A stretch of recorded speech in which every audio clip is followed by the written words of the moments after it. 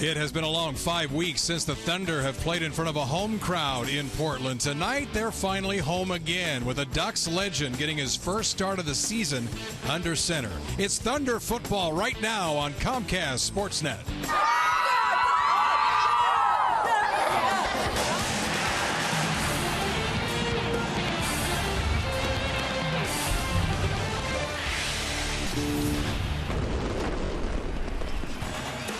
Well, getting on towards summer, and that means arena football time inside Moda Center.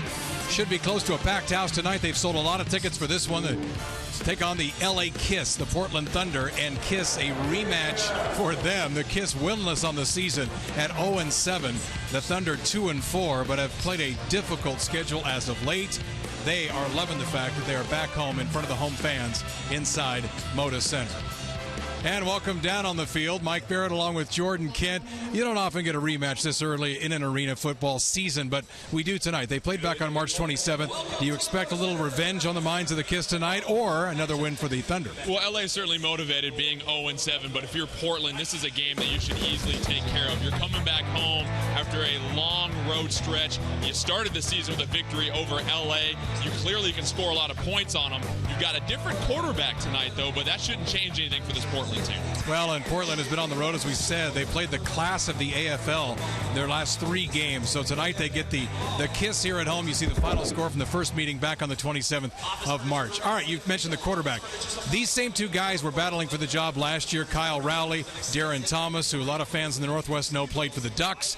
Thomas gets his shot tonight.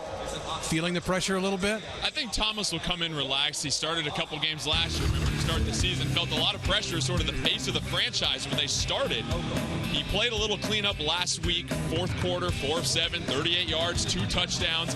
He's working on his accuracy this year. That, along with his quick release. We'll see if he's improved in the offseason and made those adjustments from year 1 to year 2 as he continues to adjust from the college game to the AFL game. Well, we saw last year, oftentimes Thomas was brought in running situations and Rowley was used in passing situations. Now, for LA, you talk about how injuries play such a key role in these arena football seasons. Adrian McPherson started. They've seen Basooner.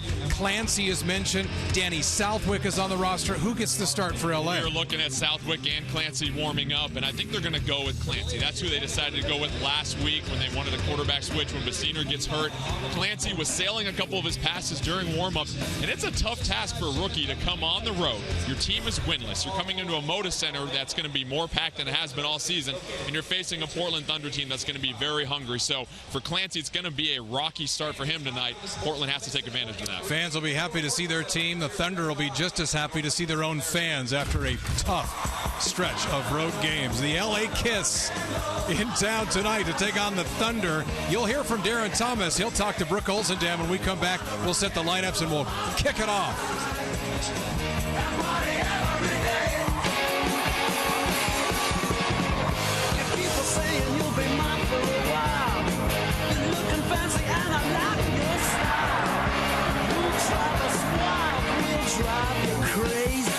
Thank you very much, Mike. Darren, Coach Ho has said you have worked very hard, deserving of the starting spot tonight. Are you prepared? Do you feel ready? Oh, yeah, I'm happy for the opportunity. I think the team is going to rally behind me. We're going to have a good day today. It's more about the team than me. I'm just going to come in.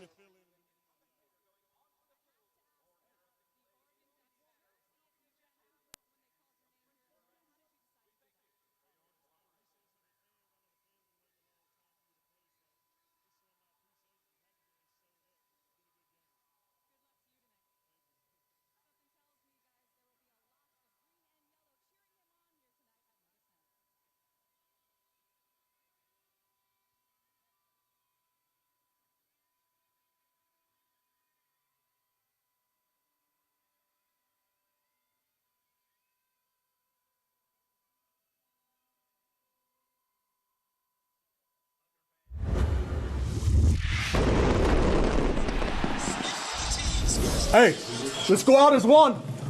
Out as one. Play the best game you've ever played. You got nothing else to save it for. Don't save it for 7-0. You got 0-7 in the building. Make sure 0-8 leaves. Win on 3. 1, 2, 3. Win. Let's go. The head coach Mike Hohensee of the Portland Thunder readying his troops to take on the LA Kiss tonight. There he is. ONC, a long-time Arena Football League veteran, as we throw it down to Brooke Olzendam, standing by with the starting quarterback for the Thunder, Darren Thomas. Thank you very much, Mike. Darren, Coach Ho has said you have worked very hard, deserving of the starting spot tonight. Are you prepared? Do you feel ready? Oh, yeah, I'm happy for the opportunity. I think the team is going to rally behind me. We're going to have a good day today. It's more about the team than me. I'm just going to come in and fill in and do my job. I have to ask about the Oregon Ducks jersey you ran out with when they called your name here at Moda. How did you decide to do that? Oh, man, just my appreciation to the fans. I know the fans been waiting a long time for me to play, so just showing my appreciation. Just happy that they showed up. It's get a good game.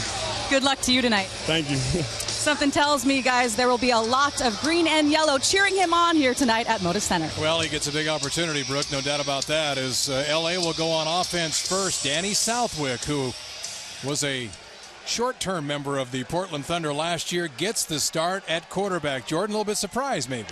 It is. Clancy was the guy that finished up the game for him last week, but as we were looking during warm-ups, Southwick had the much more accurate arm. He's got a little bit more experience than the rookie from Georgetown, so the coaches decided to go with the experience. Tyron Lewis, short reception to him as L.A. bobbled the opening kickoff, took over on the 1, and that's why they are back in this position. Second down and about 3 after the completion. And we'll get to some rules here momentarily. If you're new to Arena Football, good hit from the backfield.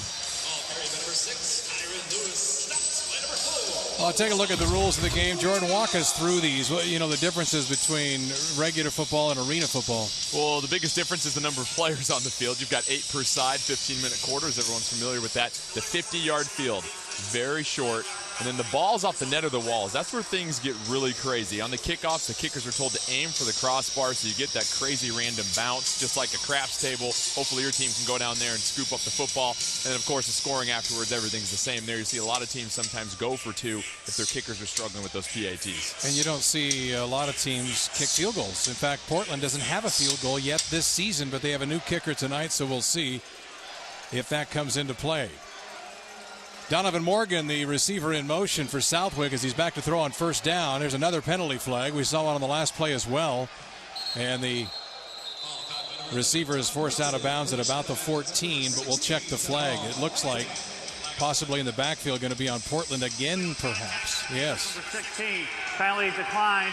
Los Angeles declines the penalty. 0-7 are the Kiss, Jordan. So they come in here, you know, a lot of people assuming, okay, Portland gets back home following, you know, 3 tough road games, they'll roll. But L.A., you know, it's no fun to be winless, and they will be plenty motivated. It's not. And you look at Danny Southwick getting the start at quarterback. He knows that he's got a chance to come in and clean the slate for this team, even though they're 0-7. It's a fresh start with him underneath center, and he's got some big targets to throw to as well. So why not come up to Portland and try and shake off the 7-game losing streak to start the season? This time Morgan comes to the near side. Southwick in trouble, dances out of pressure. That pass nearly intercepted. In fact, had it been thrown a little more on target, it would have been intercepted. It would have been Damon Clinton getting his hands on this one, and he's very familiar.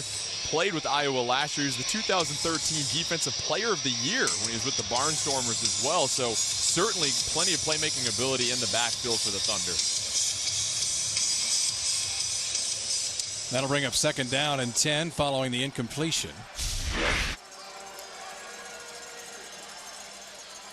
Southwick to the near side finds Morgan at about the 13. He's taken down at about the 11, or at least pushed out of bounds, and that'll bring up third down. As Southwick consulting with Bob McMillan, the head coach of the Kiss, time for a defensive stand by the Thunder. What's interesting, Mike, is the offensive coordinator for Iowa, former Thunder coach Matthew Sock. Yeah. So he's on the field, opposite sideline this time, but he's certainly familiar with the Moda Center. Southwick sends Donovan Morgan in motion. He comes across the middle. He looked like he was trying to get to Morgan, and instead he's sacked back at the 19. And that's a backfield sack, or a defensive secondary sack. They had them all covered up. Casey Obi getting the pressure, his second season with the Thunder, but Southwick had his receiver open. He hesitated for whatever reason, but we saw the corner route develop, and in this league, you got to pull the trigger quickly. So as I talked about a moment ago, field goals aren't a huge part of arena football. We see a field goal on the first possession by L.A. Field goal attempt anyway by Spencer from about midfield, and he misses it left, and these balls are live. So it's picked up in the attempt to return anyway by Dwayne Brooks, who had a return for a touchdown last week. Now he spots an opening and is wrestled down at the 15. A shoestring tackle. Otherwise, Brooks could have taken it the distance once again. Last week he had the first kick return for a touchdown in Thunder history. 54 yards on that one last week, and he is their return specialist. And we saw time and time again last season where Brooks giving the Thunder terrific field position because he was one of the few guys in the league that can take that opening kickoff and get through that first wave of defenders and give you some positive yardage. All right, first start of the season for Darren Thomas. Take a look at the rest of the offense for the Thunder, as Martinez is a load at fullback. And we'll see how much action he gets. Obviously, it's a passing game, but the fullback can come into play. And with Martinez, who is so big and is worked himself into the offensive game plan of Mike Hohensee. He has, and you look at a guy like Martinez who has started 30 games at USC. And last time I checked, USC was a pretty good football university. So he's got the experience. He's played against talented players. Now it's just a matter of transitioning to the AFL game like so many of these college players have to. Perez Afshard in motion for Portland. Thomas looking long, lofts one up, and that's going to be interference as taken down. No flag. Crowd thought there was going to be a flag. We thought there was simply because of the jersey grab and the wrestle to the ground, but they don't get the benefit of the penalty, so that'll send him back to the huddle and third down. It looked like on that one, Ashford lost his footing first and then fell into the defender, drawing the contact. And for the casual fan looking at that, you think, well, that's the DB pulling him down. But if you're a receiver and you lose your balance first, the officials are trained to keep an eye on that. Jared Perry is the man in motion. Thomas looking for Perry, has him caught down to about the 2-yard line. A nice ball by Darren Thomas that time. That'll raise his confidence level. And that's the receiver you need to keep an eye on, Jared Perry. He was the rookie of the year when he came into the AFL, had over 1,800 yards this year, and Darren Thomas dropping back right here. Just a nice corner route, plenty of separation by Perry. And that's what it's all about at this level, Mike, is separation by the receivers. It doesn't matter how fast you are, you've got a short field, create those windows for your quarterback. And Perry drops back. He'll be the man in motion here as first and goal for Thomas. Perry skips across the line. Thomas, a great runner, keeps it and gets in for the touchdown. Those were those situations we saw Darren Thomas in last year, not necessarily passing situations. Here we see him do it both, pass and run. Well, the tight red zone, 2 yards in, very difficult to score from in this league. So when you have a player like Darren Thomas who's used to running the option as a quarterback, used to getting into those holes and scoring, very, very effective. Kevin Gessling in to attempt the extra point. He is the new kicker for the Thunder. He was nearly made an NFL team. He was with the Raiders last preseason and got some nice lessons from Sebastian Janikowski, one of the best. And Portland, after getting the stop, they take it the distance and score as Darren Thomas completes a long pass and then takes it across himself. 7-0 Thunder.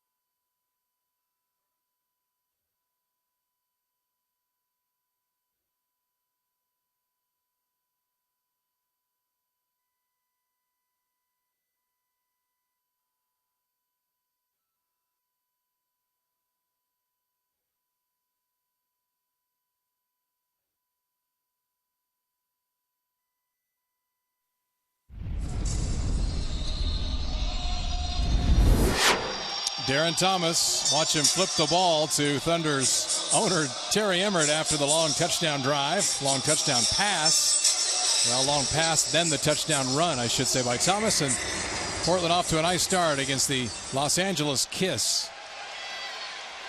And Portland kicks off, and some good coverage on the kick as we throw it down to the third member of our team, Brooke Olsen-Dam. Brooke. Well, guys, that long reception by Darren Thomas, caught by this guy right here, Jared Perry. I have to ask you, how did you gain that separation to make that reception? I mean, I just read the defense. I seen the front side corner low. I got a good inside release. I seen how the DB was playing high, so I just broke it off, and DT made a great throw. I know that Darren Thomas this past week has been staying after practice to get some more reps in, and you guys have done the same. I think this is a pretty big confidence booster for him so far. Oh, yeah, man. We love to have DT back there at quarterback. We know this is his first start. He feel like he got a lot on his shoulders right now, but we're trying to tell him, you know, keep it calm. You got your teammates behind you to help you through the way. Thanks. Nice job. No problem. Mike and Jordan, back to you. All right, thanks, Brooke. A incomplete pass over the middle, one that should have been caught. You know, we always hear the cliche, Jordan, in the NFL as far as hearing footsteps. You hear them every play in arena football, and that time it looked like it came into the play, at least into the mind of the receiver. And it's tough when there's not that much space. It's every play is what we call bang-bang play. And Jeffrey Solomon, former Thunder receiver, taking a licking as he comes back home for a reunion. Donovan Morgan in motion, and the pass is skipped by Southwick out to the edge, and that'll bring up third down. Jeffrey Solomon. You have to love the access in arena football for Brooke to be able to just walk over and get the interview with the guy who just had the long reception from Thomas. Not like you have to wait till halftime. You just head right over there. You don't get to do that with Damian when he gets the bench or anything Not like that? Not during play. Once again, Morgan, the man in motion for Southwick, who's under pressure once again, tries to escape and finds his man, and that's Morgan.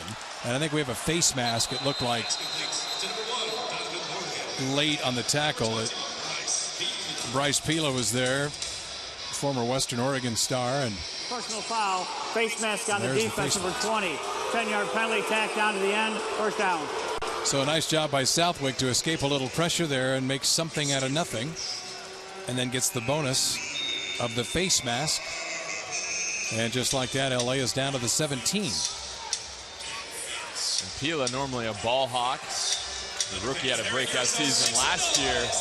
Those are mistakes he normally doesn't make either. And for Portland, it's limiting the penalties. That's going to be one of the huge factors for them and their success this season. Southwick to pass, a lot of time, throws it over the middle, caught, and a touchdown for the Kiss. Nice job by Donovan Morgan, the guy that they lean on from the receiver spot anyway. We've seen him in motion most times. He's been targeted most times, and that time not only targeted, but the completion made for the score. It looked like a miscommunication with coverage, too. Nobody carried the receiver to the second levels. He took the corner route. Those are just things that this Portland team is going to have to continue to work on as they grow and gel together. And the extra point up and good. So where the Thunder had a quick drive and the score, big plays, penalties, as you mentioned, really cost you in arena football, and LA takes advantage, and they've tied it up at 7.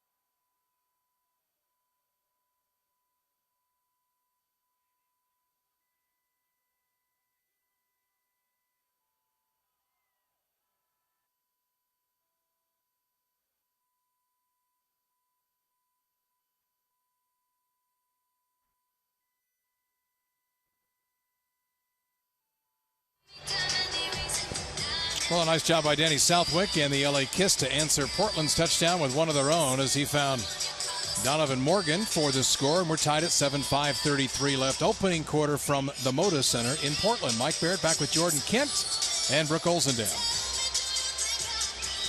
And now it's Portland's turn to get the ball back. Once again, Dwayne Brooks, Portland's dangerous return man, back to receive. That one off the net and picked up by Brooks. And he's tackled at about the 9. They'll give him the 9. And we will take a break. Darren Thomas and the Thunder back on the attack when we come back.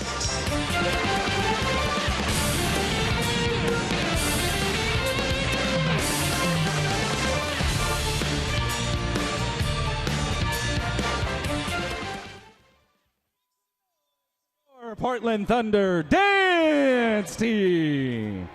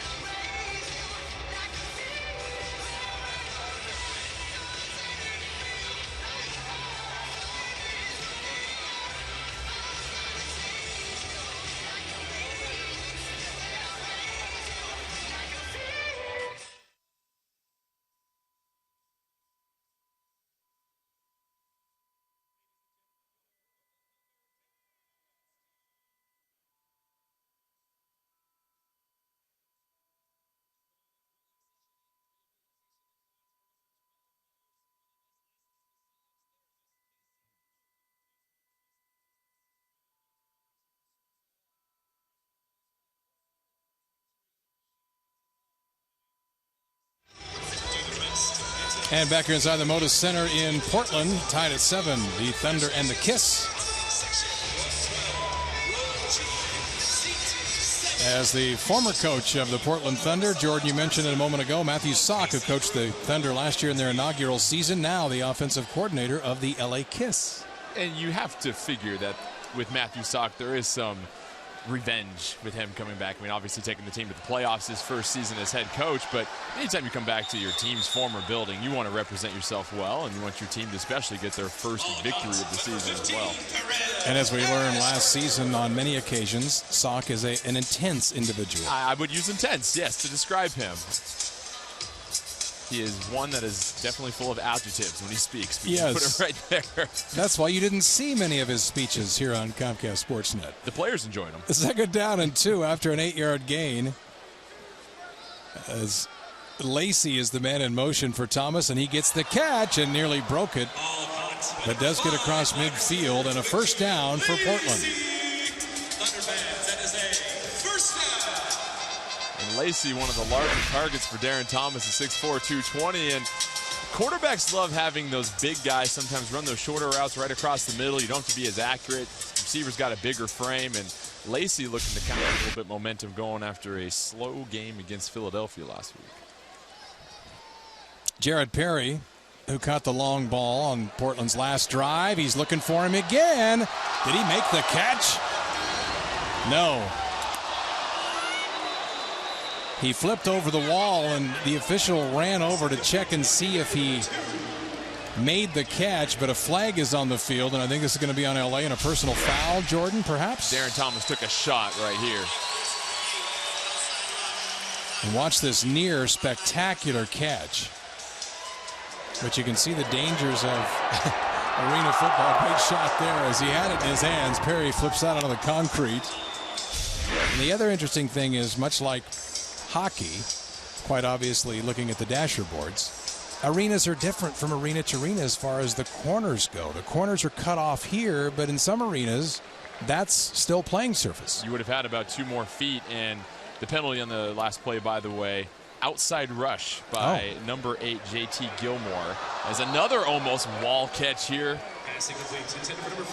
Lacey, the recipient on this one, but it's one of those rules, the outside rushing on defense that you can't do in the AFL, and so it does cater to the offense a little bit. They want to see points scored, they want to see the pace going, and kudos to Thomas for sticking in there, taking the big shot, delivering the throw, and Portland almost with an exceptional play. 2nd down and 10 for Thomas. Jared Perry is the man who steps back to go in motion. Thomas, a little quarterback draw, which is something they can do with him, the talented runner that he is. And last year, if you watched any Thunder games, you know that inside the red zone or even inside the 5, oftentimes Thomas was the guy they brought in to run it. So he's a little bit of a dual threat back there for him. And he, in fact, played a little bit of defense and kickoff coverage last season for the Thunder as the injuries piled up. So Thomas is a playmaker. He's familiar with being out there, so this isn't a high-pressure situation for him. He now just needs to refine his quarterback game to adjust to this level. As once again it's Perry in motion. Thomas, a dangerous pass across the middle, and it's just dropped. And going from receiver to defensive back, and a nice job there by Portland just to knock the ball away and prevent it from being a turnover. Ashford, a pretty good job to bat it away. It's the decision-making for Darren Thomas, because right there he throws underneath the double coverage. He needs to recognize the DB dropping off from the 2nd level, and he had Perry wide open on the corner if he had thrown it on a rope. No interest in going for a field goal here. Portland will go for it on 4th down. Thomas once again to Perry, all open across the middle, caught, touchdown. Blown coverage by LA, and Jared Perry makes the reception all by himself in the back of the end zone, and Thomas has a touchdown pass. The Thunder, the recipient of some blown coverage finally, and that's the quick decision making you want to see from Darren Thomas. Recognizes there's a breakdown in coverage, get the ball out of my hands as quick as possible, put it up in the air for my receiver to make a play. And Perry, I told you at the beginning of the show, keep an eye on him. He's got a lot of talent. He just hasn't really matched his rookie season the last couple of years, but this could be a breakout game for him. Kevin Gessling in to attempt the extra point for Portland. And it is up and good. So Darren Thomas, easily, I think when you look at the last season and the early part of this season, the best he's looked as a passer in a Portland Thunder uniform.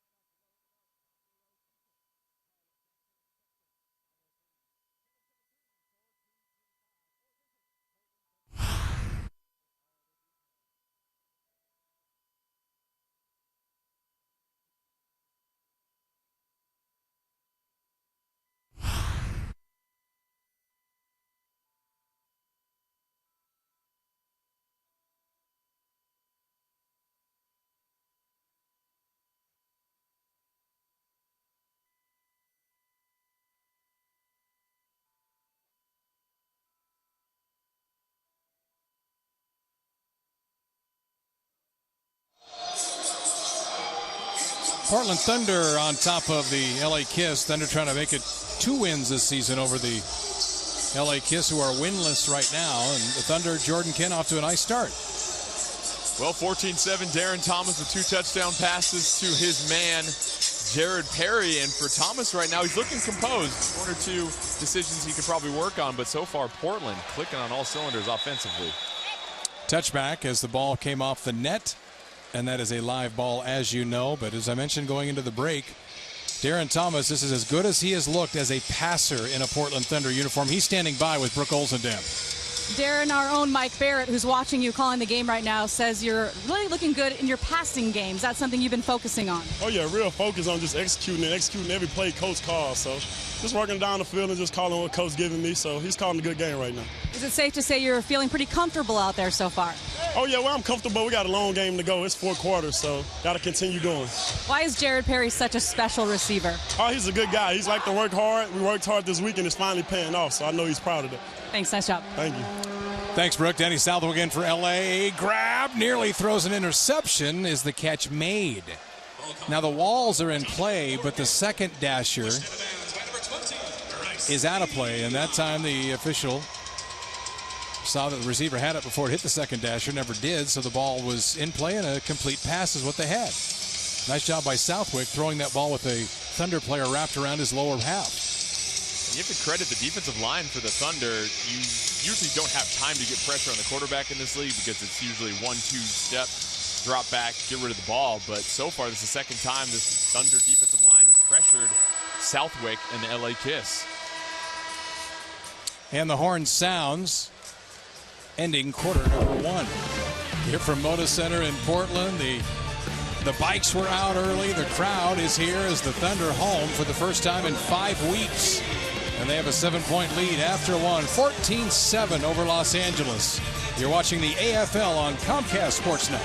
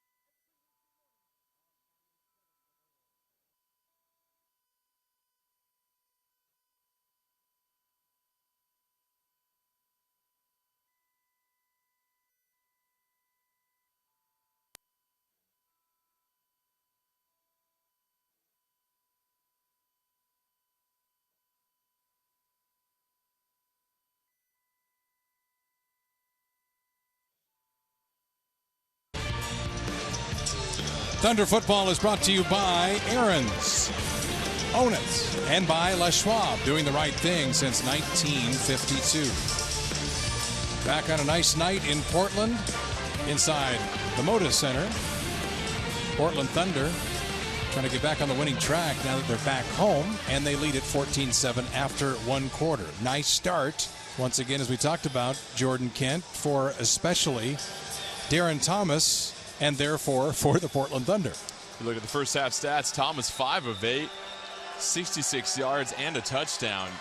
You love that start, and Thomas going to get more and more confident.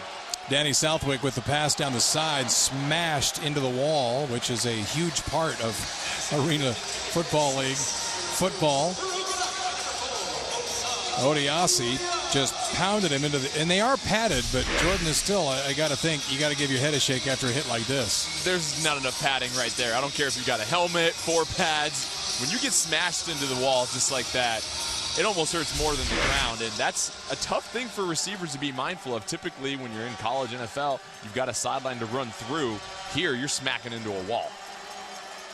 Southwick trying to go to Morgan. Instead, he's wrapped up and sacked, and the officials tried to blow the play dead before they wrestled him to the ground.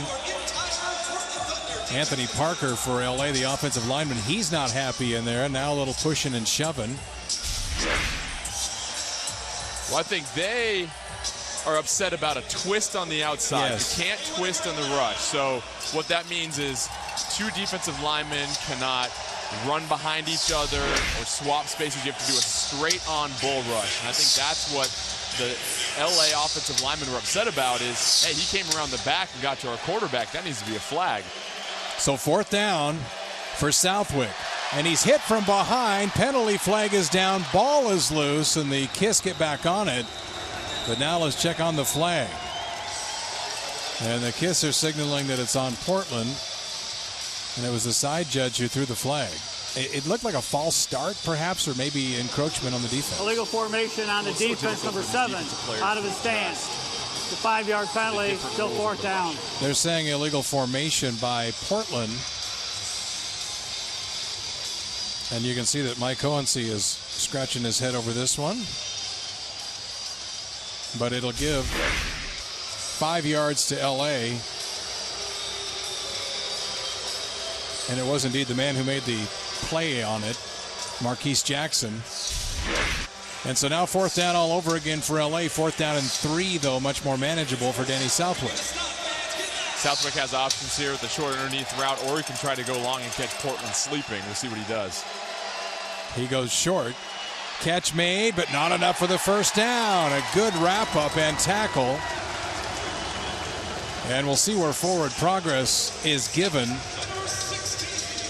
But they're going to say Portland ball as LA has failed to convert. The Thunder come up with a defensive stop, and they'll be back on the attack with Darren Thomas. They lead at 14-7 over the LA Kiss.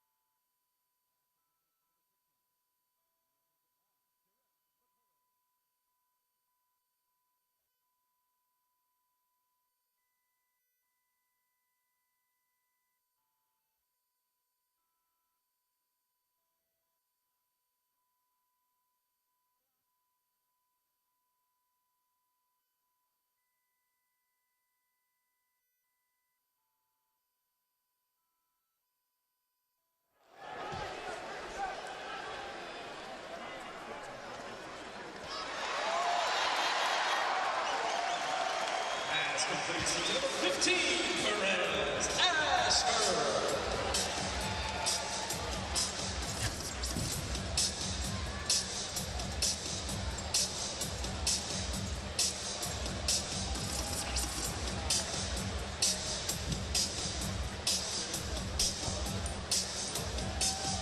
Third down for the Thunder as you've missed a couple of plays. 3rd down and 3. It was a TV timeout window, but the AFL officials said it was a momentum issue and would not grant the TV timeout, so that's why you've missed a couple of plays. Interesting, didn't know that was possible. AFL refs reign supreme. Learned something as Darren Thomas has his second touchdown pass of the first half as he goes to Lacey in the corner. You know, that's one of those corner routes, Jordan, that in some arenas there's more room. Not in this one, but Lacey makes the catch anyway. And that's why you go to your big receiver in the corner, Lacey, 6'4", 220. Air it up over the top for him, let him use his athleticism to make that play. And they practiced that meticulously before the game. And Thomas, very nice touch on this ball because you have to keep that short enough for him to make a play but not running to the wall. It looked like LA was arguing that ball might have touched the ground, and the review flag could have been thrown, but Portland, that's why they hustled out there and got the extra point up and through before any kind of a review situation. Thunder on top, 21-7, just underway, quarter number 2.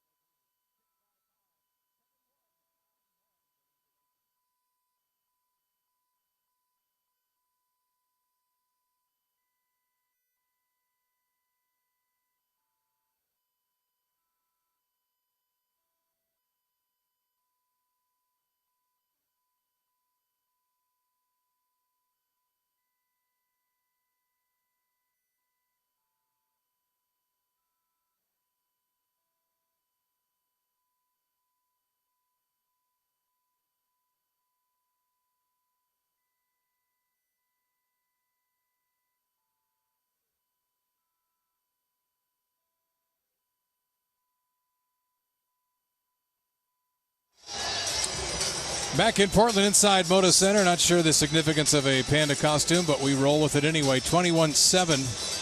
Thunder on top. 10:52 left first half. Darren Thomas, couple of touchdown passes. Jordan Kent. I think if I had come back and said Darren Thomas, a couple of touchdown runs, you'd have said, okay, that's what he does well. But a couple of touchdown passes, that's really nice for the Thunder. It is, and he's shown some touch. That corner route to Lacey. Nice soft ball over the top, right in the perfect spot for Lacey. So Darren Thomas painting the corners early in this one. I like Thomas's attitude, you know, when he was asked about getting the start. They said, you nervous? He said, no, I expected this. Some confidence as the kick is off the screen. And finally we have a kick that's fielded cleanly, and it's going to go the distance for a touchdown by LaRon Scott out of Georgia Southern. Takes it the distance and then tells the fans in the end zone a little something about it. These are the kind of situations Mike Hohensee has talked about this season. We do good things and we shoot ourselves in the foot a bit, and that might be a situation that he would describe that way. That certainly will not be a fun one to watch in the film room because it's rare to see an opening that big on any kickoff return here, so it might be an assignment or a gap issue. But as you see the Thunder come down, first of all, it's a clean bounce off the wall. He does a nice job fielding it. But right here, I believe it was number 6. Okuara needed to be a little bit better with his gap assignment right there. And that's all it takes on a kickoff return. It's all 8 guys need to work together. There is a flag on the field after the extra point was attempted. And we're checking that now, but the teams are leaving the field, so evidently they're satisfied. It's going to stand. The play, that is. Legal formation on the defense. A penalty declined. Extra point is good. All right, so it will. So the The lead cut to 7 just like that. And we want to remind you that Wednesdays at 7 p.m. through the summer, be a part of a lighthearted and entertaining interactive discussion of the biggest sports story lines in the world of sports, obviously. Each week using hashtag CSN Talk. Driven by social media, we saw that show get very popular during the Trailblazers season, and like a lot of the other programming, including Talkin' Ball and Trailblazers Courtside, will continue throughout the summer right here on Comcast Sportsnet. And plenty to talk about this summer with the Blazers and some upcoming decisions. And decisions by them and decisions by others. Should be eventful. So now Portland, who just kicked it off, will get it back. And they send Brooks back in the end zone. You just take a look at Darren Thomas, liking what he's doing so far in the first half. A lot of reason to smile. Although the Thunder giving up a quick 7 there to L.A. This is how you want to kick them, a little higher.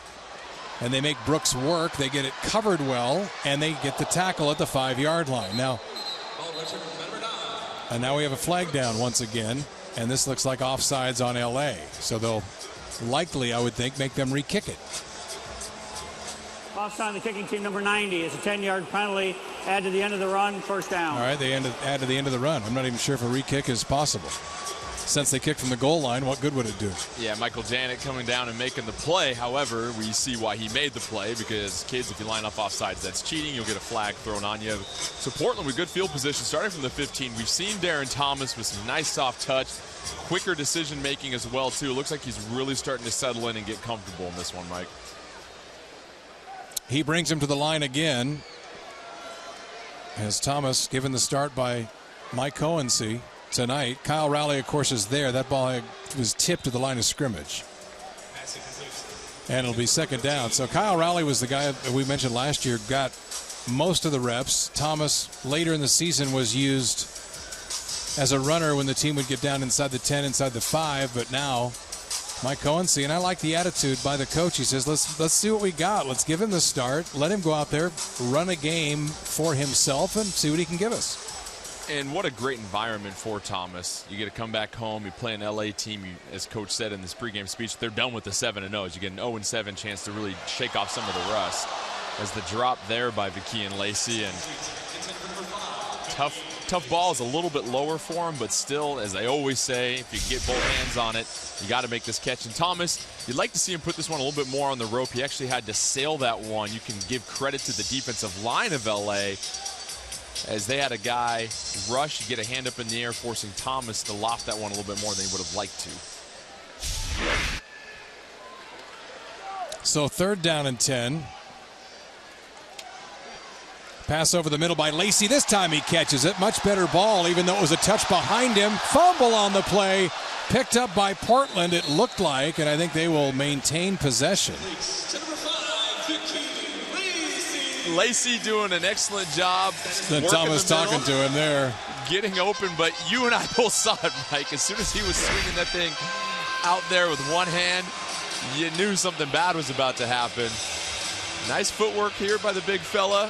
Makes another nice second cut, but you got to keep that football tight. Ball security. For a lot of these players wanting to make it to the next level, that's something scouts, the NFL, are going to look at. Lacey, it's a good opportunity to learn from that film right there. Well, and it's arena football. It's not like you're ever by yourself in any situation. It's football in the living room, and so you always have to know somebody is right on your heels. Thomas trying to go to the corner. The catch is made. Touchdown. Boy, great pass and an even better catch by Lacey. And you see how Thomas put that ball on a rope. Because if that ball gets missed, it's going out of bounds. That's what you want to do. It's tough to loft those ones up. So Thomas doesn't waste any time with his decision-making. Knows he's got the height advantage on the outside. Puts it on a rope. Lacey up and over for the touchdown catch. His second one of the game. And Gessling in to attempt the extra point. He has been solid tonight. And so Portland, who gave up the kickoff return to L.A., they strike back again. Thomas puts another one on the board. 6:54 left first half.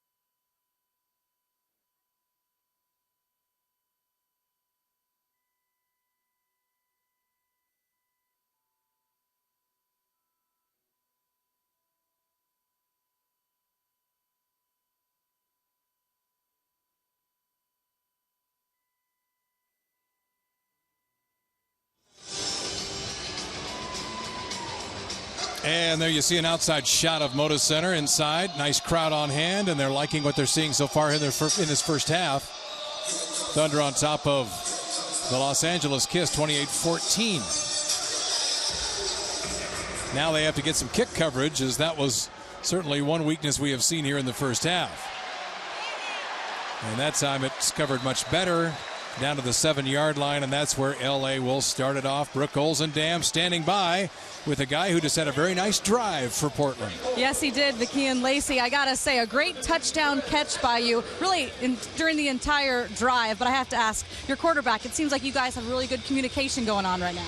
It's just a feel. We understand the game. We make eye contact, and I just go. I have to say, the play before, you lost the ball. I think you owe your teammate Jared Perry lunch for picking that one up. Oh, I got him. Tomorrow morning, we're going to breakfast. Breakfast it is. That's on camera, guys. Yeah, right.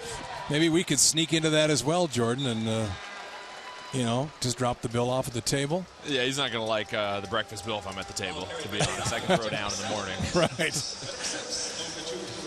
And Lacey over there talking about the last drive, had the catch. He had the fumble that was knocked out of his hands from behind, but thankfully his teammates picked him up, and then he picked up a touchdown reception. And those are the breaks you need during these games sometimes, is you get a nice completion, fumble it, your teammate picks it up, you're able to convert that into points, as we have a nice stop on the defensive end here. Osaji Odiasi with a nice tackle right there.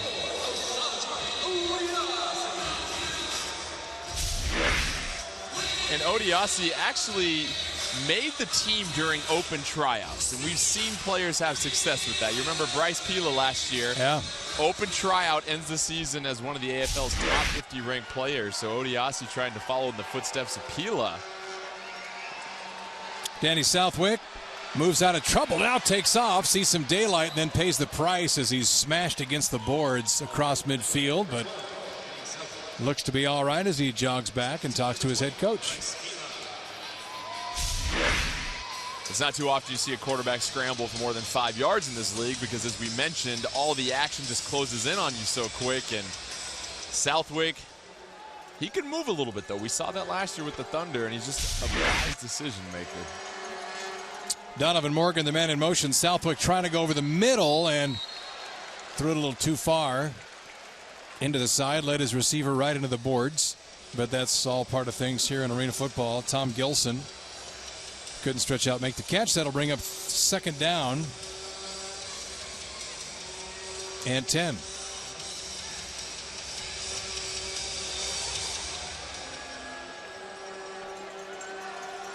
We're down to 4:20 for the first half. Clock runs in these situations, but in the final minute, things really slow in arena ball in the final minute of the first half and the final minute of the ball game when you get the stoppages.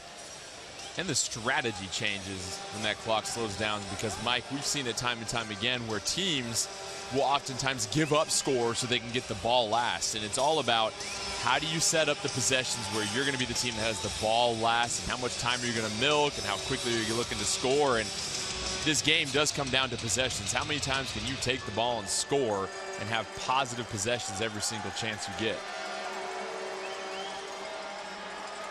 Southwick, a little flare out to the right side. That's caught and should be enough for a first down. And once again, that's Gilson who has the pass thrown to him on the last play. And that was a much better pass to him and a much better opportunity, and he took advantage, and indeed it is a Los Angeles first down. Just a quick little out route right here, and you run your receiver to the flat and vacate the coverage over the top, give him the ball in his place where he can catch and make a move, and it's an easy pitch and catch at that point.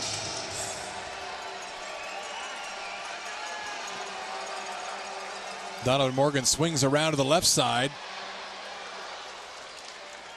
And a catch again by Gilson. And so Los Angeles finding a little rhythm now offensively. Interesting approach they're taking on this drive. They are looking to sort of dink and dunk their way down the field, as opposed to these longer, deeper passes that you typically see when teams get the ball. And right now I think they're just trying to get Southwick to get some completions, get a little confidence going. Sam Campbell gets the pitch back, tries to put his head down, and is thrown down. And Sam Campbell, and this is how it is in the AFL, you get some guys in the backfield at fullback who are just huge. I mean, John Martinez goes 325 for Portland as their fullback. And Sam Campbell took the handoff. He's 310. It's a lot of weight behind the football. So impressive for the Portland Thunder to push him back.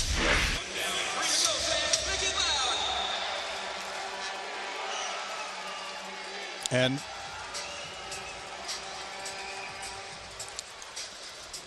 now they are stopping here for a moment. I think Portland's trying to replace Obi or get another player on the field. Perhaps it's an equipment issue. I think it is. And it is. He's got an issue with the helmet. That's why they're calling on. Some help from the sideline. 28-14. Mike Barrett, Jordan Kent, Brooke Olzendam from the Moda Center in Portland. Arena football here on Comcast Sportsnet. We've got 7 more games coming up. Next week, Portland right back on the road. They play at Orlando next Saturday. But, Jordan, they have to feel good, with the fact that they absolutely, in the last 3 weeks, have run the gauntlet of the elites in the AFL. And they played well. I mean, they made some mistakes, but they didn't get hammered in those ball games.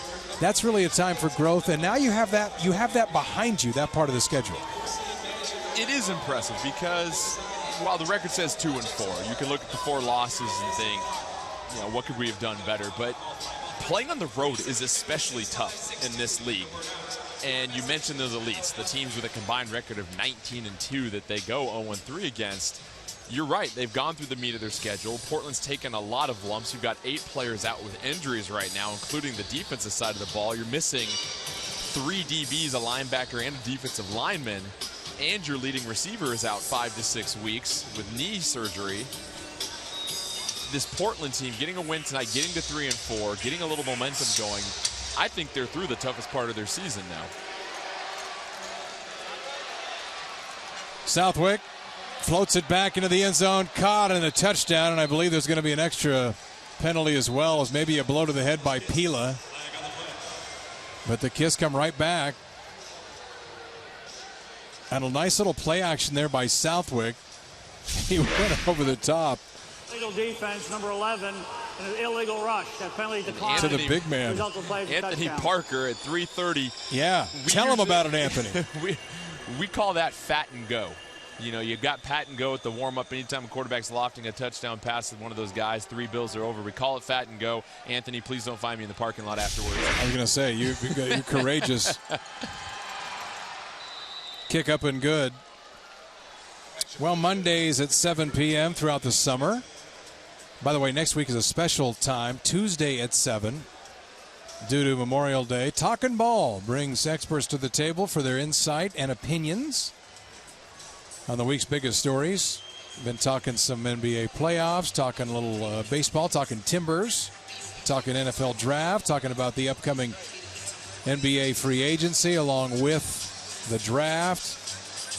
Talk Ducks and Beavs, maybe talk a little Ducks and Beavs baseball and softball as well. There's a lot going on this summer, and then even 2016 as you look ahead next year with the Olympic trials coming in as well too. And you see we've got some very loyal fans here at the Moda Center. And this is another thing I was impressed with, Mike. The fan support and the turnout for this game. The Portland Thunder making the playoffs in their inaugural season. And we know the Northwest is a very passionate fan base. And we came into the season last year wondering what's it going to look like for arena football. And credit to the Portland Thunder and their marketing staff for everything they've done. You've got a very nice turnout for tonight. One of the biggest crowds we've seen here at the Moda Center. Absolutely. Dwayne Brooks back and makes the catch, not off the net. Maybe he'll get a chance to bust one here. He had one last week. That time grabbed and hauled down at about the 9. By the way, I was talking about Talkin' Ball. Tune in Monday night. Oregon State men's basketball coach Wayne Tinkle will be on the program. He's done a great job and a great hire down there. As Darren Thomas back on the field. Thomas 9 of 15 for 111 and 3 touchdowns, as you see there. And it's the touch, Mike, that I'm impressed with Thomas. He's really picking his spots, and he's throwing the ball the way that he needs to, depending on the route and his receiver. He's putting some zip on it when he needs to, being a little soft. Other times when he needs to drop it in over the top, and he's really got a great command of this offense at this moment. And not a shock that it would take you a little while to get used to arena football. I mean, it's people thought he'd step in here last year and immediately have all kinds of success. This is a different game. Completely different than what he was used to at Oregon. Spread offense, you talk about how much space they have to operate in and the size of the field and the reads that they're making. The fact that you're taking all your snaps in a shotgun formation as opposed to underneath center here where it's 2-3 step drops and getting rid of it. Well, 1 minute left first half. It's the 1 minute warning. We'll take the timeout. 28-21 Thunder.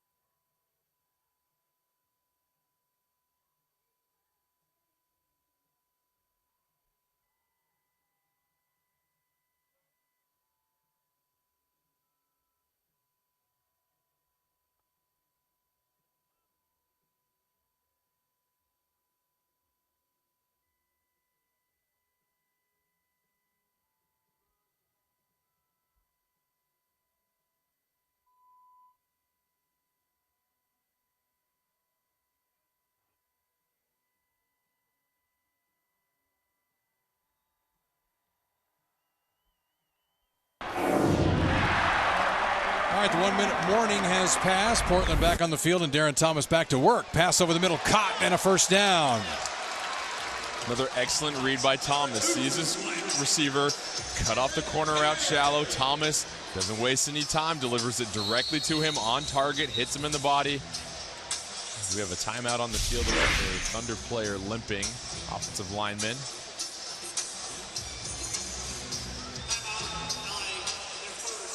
So there is a timeout called. And you kind of get the feeling, and as you said, the final minutes can be eventful of the first half and of the game.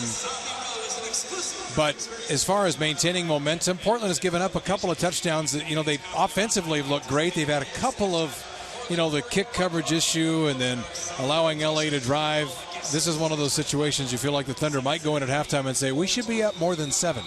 Oh, absolutely. You look at the kickoff return for the touchdown. That's a fluke in a sense. You aren't going to give one of those up every single game.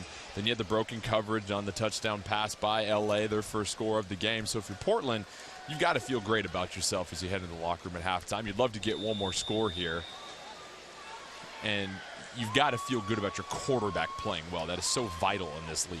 Jared Perry, the man he is eyeing. And the pass underthrown a little bit. It's probably good that it was. It was covered well, and you kind of get the feeling Thomas that time knew there was pretty good defense over the middle and threw that one on the ground. LaRon Scott doing a nice job of breaking off his coverage early and getting underneath Perry and taking away the angle for Thomas. And Thomas, credit for that. Even though that was an incompletion, he recognizes that and keeps the ball low where if his man isn't going to get it, nobody's going to get it. Yeah, didn't throw a bad ball. And when we saw his stats a moment ago, that was perhaps the most impressive thing, and you would think for Mike Cohency too, the 0 by the interceptions. You can throw them in this league in a hurry, and that nearly caught, but great defense from behind preventing the completion and therefore the touchdown. I think we have a roughing the passer call on LA. Defense. The 10-yard penalty. Thomas puts this ball where it needs to go, and that's just great defense by Scott. He's able to get a hand in, break up the pass. As receivers, that's tough. You've got the defender behind you. You don't know when he's going to reach in. You've got to have strong hands, strong arms. But Portland going to benefit from a roughing the passer call. They get the ball now at the 10-yard line. Still plenty of time to score as well, too. And for most teams, they don't like getting this close to the end zone. They sometimes get cramped in by the space. But you got Thomas, who is a capable runner. So for Portland, you don't mind this one bit. That's exactly right. And as I said earlier, this is where they would bring Thomas in last year. But tonight getting the start and running the entire game. As he sends Perry in motion, Thomas looking to run, can't escape that, and it'll be a sack and a loss, as we really haven't seen that much pressure on Thomas. But as you said, when the field collapses and you get down inside that red zone in the AFL, you don't have a lot of room. And if you're Thomas, as he takes the direct snap right here, his hole gets taken away. Great penetration by the LA defensive line, and that's what it takes on the defensive side of the ball, is winning that one-on-one battle at the line, because you can't stunt, you can't twist. It's just mano-y-mano, and making sure that you fit your gaps, which you don't have to do a ton because there's not a lot of running, but LA knows that Darren Thomas is a dual-threat quarterback, and they've got to make sure that they stay ready for the run or the pass at all times. They certainly looked like they were expecting run perhaps on that, and had it sealed up, and that'll bring up 2nd and goal from the 14 for Portland with about 35 seconds left in the first half. Looks like Lacey's going to be the man in motion this time, and usually when they get to this area, you're going to look for a seam route kind of right down the middle on a pass up high. Lacey over the middle, has the catch, down to about the 3.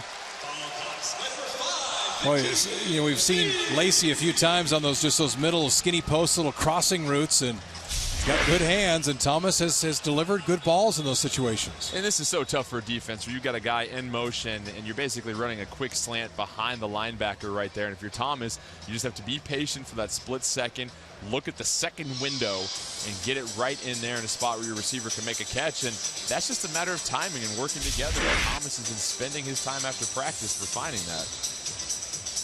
And as you have noticed here in the final minute, this is where teams use their timeouts. Portland doing that here as there's 27 seconds left. But now is the strategy perhaps take a little time off and don't give them the ball back with time on the clock? It's difficult. I would say if you're Portland, you go ahead and score, because what we've seen from LA this first half is they're going to beat you with anything deep down the field. They've really been trying to dink and dunk their way. You can drop your defense back, keep everybody in front of you. No timeouts left for LA right now either.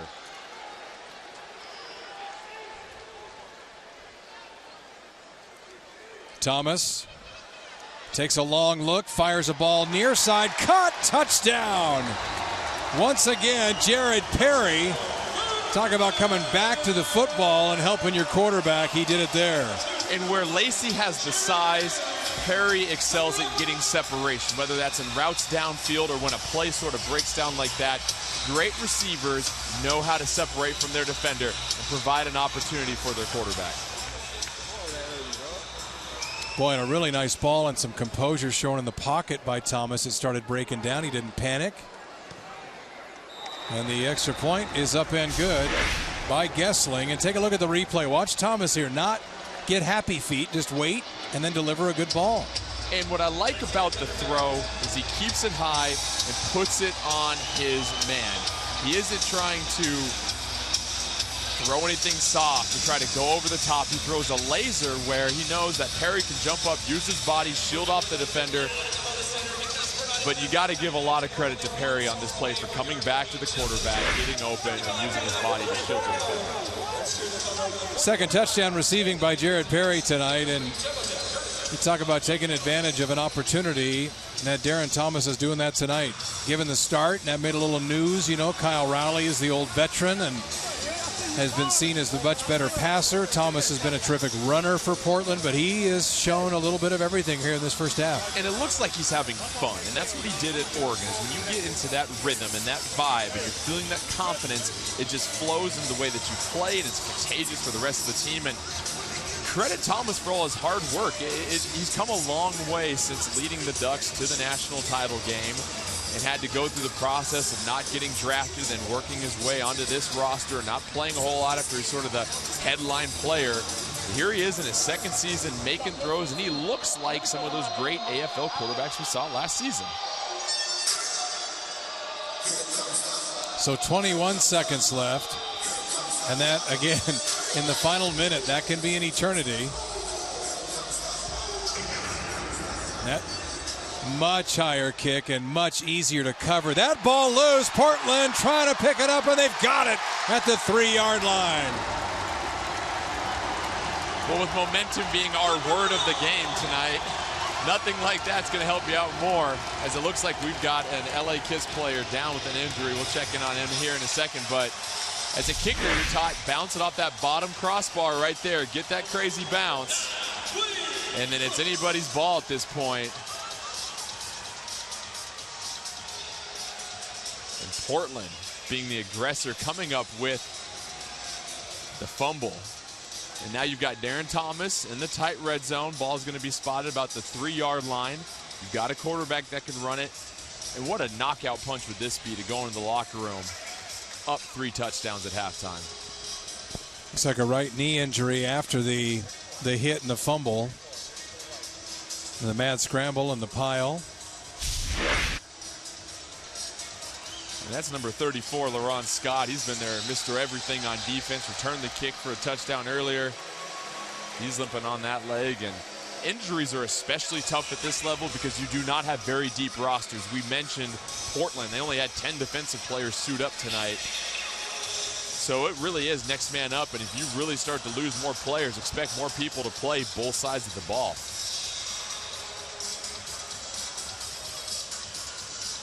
So Darren Thomas getting the play call, and he would love to cap off what has been a terrific first half here in his first start of the season. Really hasn't even had that many snaps coming into tonight.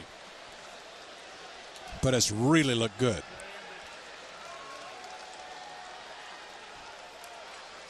Thomas off his back leg. That looks like interference. Yes, indeed. Here come 2, 3 flags. For number 5, Vikian Lacey. And I like the play action call. We're going to sell the run and go with the throw, but it's just tough because there's not enough space for that play to develop. Well, and Mike Hohensee has seen about everything in this league. Number 23, half the distance to the goal. Still first down. And you can kind of sense that by his play calling. This is a guy that has been involved with the AFL every year of its existence. He's the only guy who's got that distinction. He's done everything. He's played, he's coached, he's been around. And, you know, you don't have many, when you talk about the AFL, many lifers, but he's one of those. He's a Hall of Famer in the AFL. And you're looking at 29 years of experience for him. And quite the stint with Chicago as well. We'll talk about how that translates to Portland's future success, hopefully. That would be offsides on the defense. We mentioned the success with Chicago. Took over for them in 2000. And in 2006, what was interesting, Chicago goes 5-9, and it looks like they're out of the playoffs. Season's done with. They win 6 straight games and go on and win the Arena Bowl that year. So he's used to taking teams that don't necessarily get off to the best start and finding success. And in his 9 seasons with Chicago, made the playoffs every single year.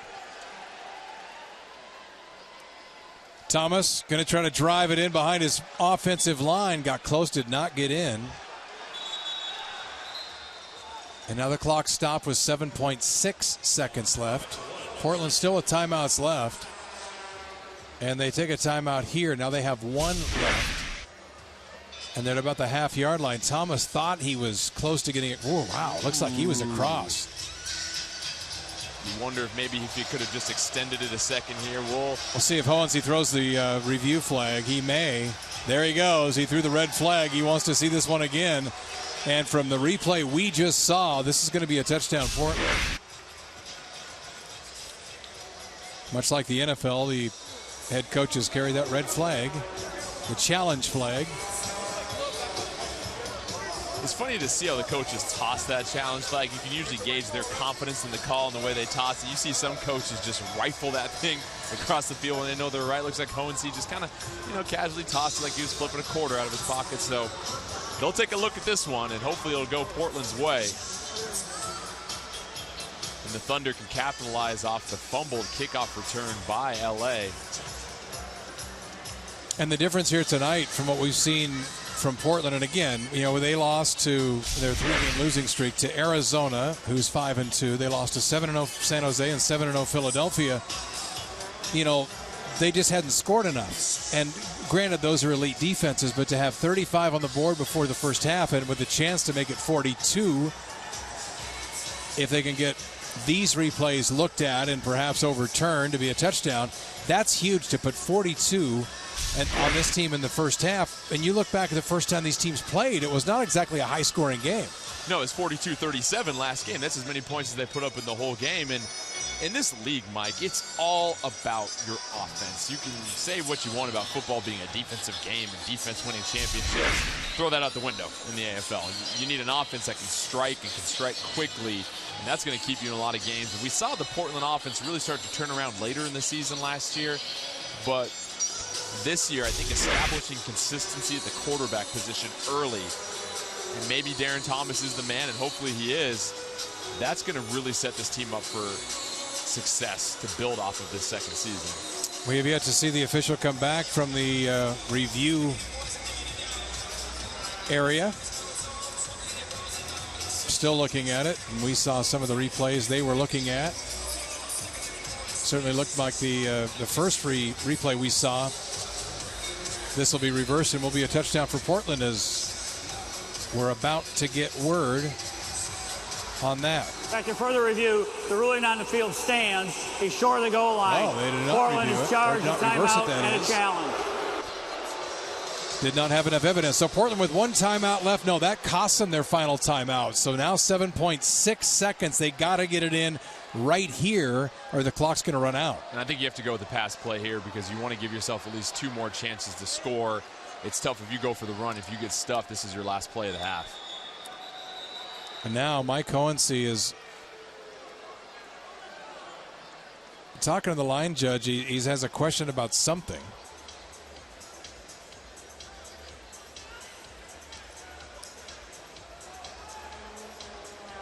He's probably asking for his timeout back, but I don't think he's going to get it because he threw the challenge flag.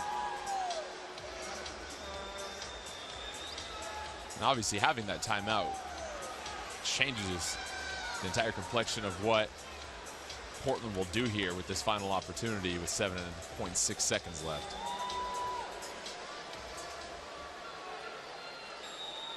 I think you surprise him and go right back to the same play and jam it up the middle. Flag on the play. Thomas gets in, but it'll be interesting to see what the call on the field is. Now, in the league, in the NFL, you talk about, well, let's see what the call is first. Illegal formation on the offense. Number 5 was inside the box.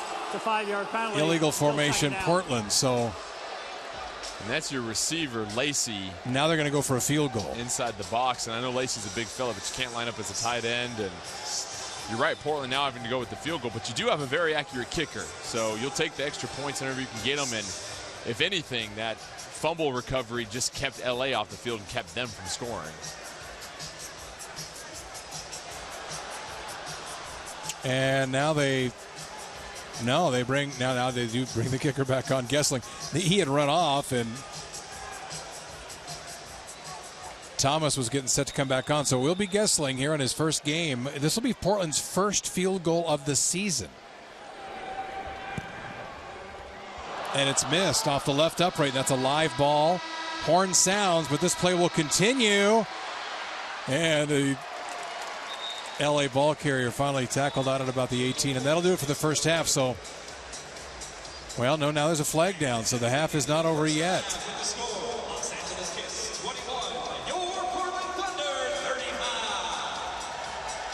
This half is not over yet. Looks like it's going to be against Portland, though, if you read the body language of Hohensee. Not very happy. That's the way you look when you get a parking field. But if it's a post-possession foul, then it'll be LA. They'll get a play.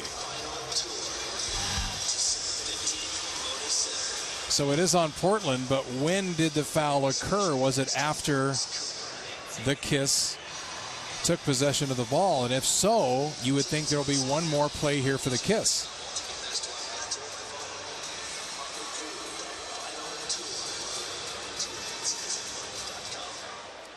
And I think that's what we're going to have.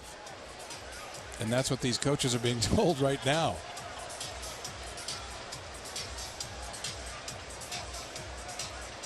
As we said, these games sometimes can scream along and you're going, wow, this game's going along quick. And you get to the final minute and the brakes get slammed to the floor. The field goal attempt. We had a flag on the play. Well, it's on the field goal attempt, and we've got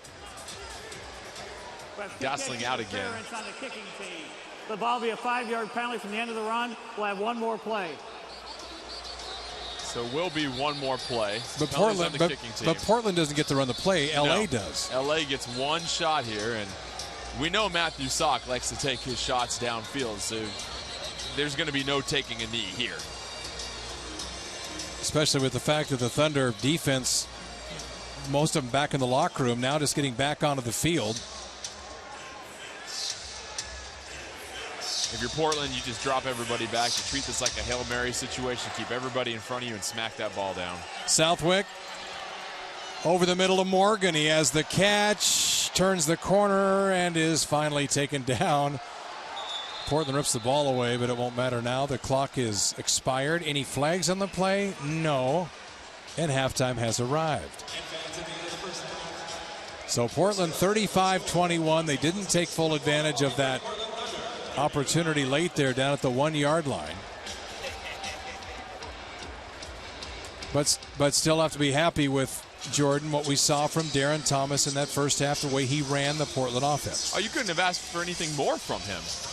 Throw several touchdown passes. You see him use his legs, but it's the decision-making, Mike. No turnovers whatsoever. As now Brooke, we toss it back down to her. She gets a chance to catch up with Coach before halftime. Coach, I'm sure you would have liked to have scored one more time before heading into the locker room, but are you pleased with a 14-point lead at the half? Well, yeah, you know, I thought we did a good job offensively. I thought Darren did a real good job coming off his primary a couple times and finding the open guy. Our line's doing a pretty good job so far, and our defense has been playing well. Special teams, we got to get better. We can't make the little mistakes that we made at the half there. Talk about those little mistakes. Do you think defense is what most needs to improve the most in the second half? No, I thought they've done a decent job. You know, there was a couple breakdowns, but this is an offensive league. You know, we got to come out and tighten it up. Thanks a lot. Thank you. All right, thanks, Brooke. Mike Hohensee, happy with his group in that first half, and certainly happy with the man he gave the starting job to in this ballgame, Darren Thomas. Good first half for him. 35-21. Portland the lead at halftime. Arena Football League action from the Moda Center here tonight on Comcast Sports Network.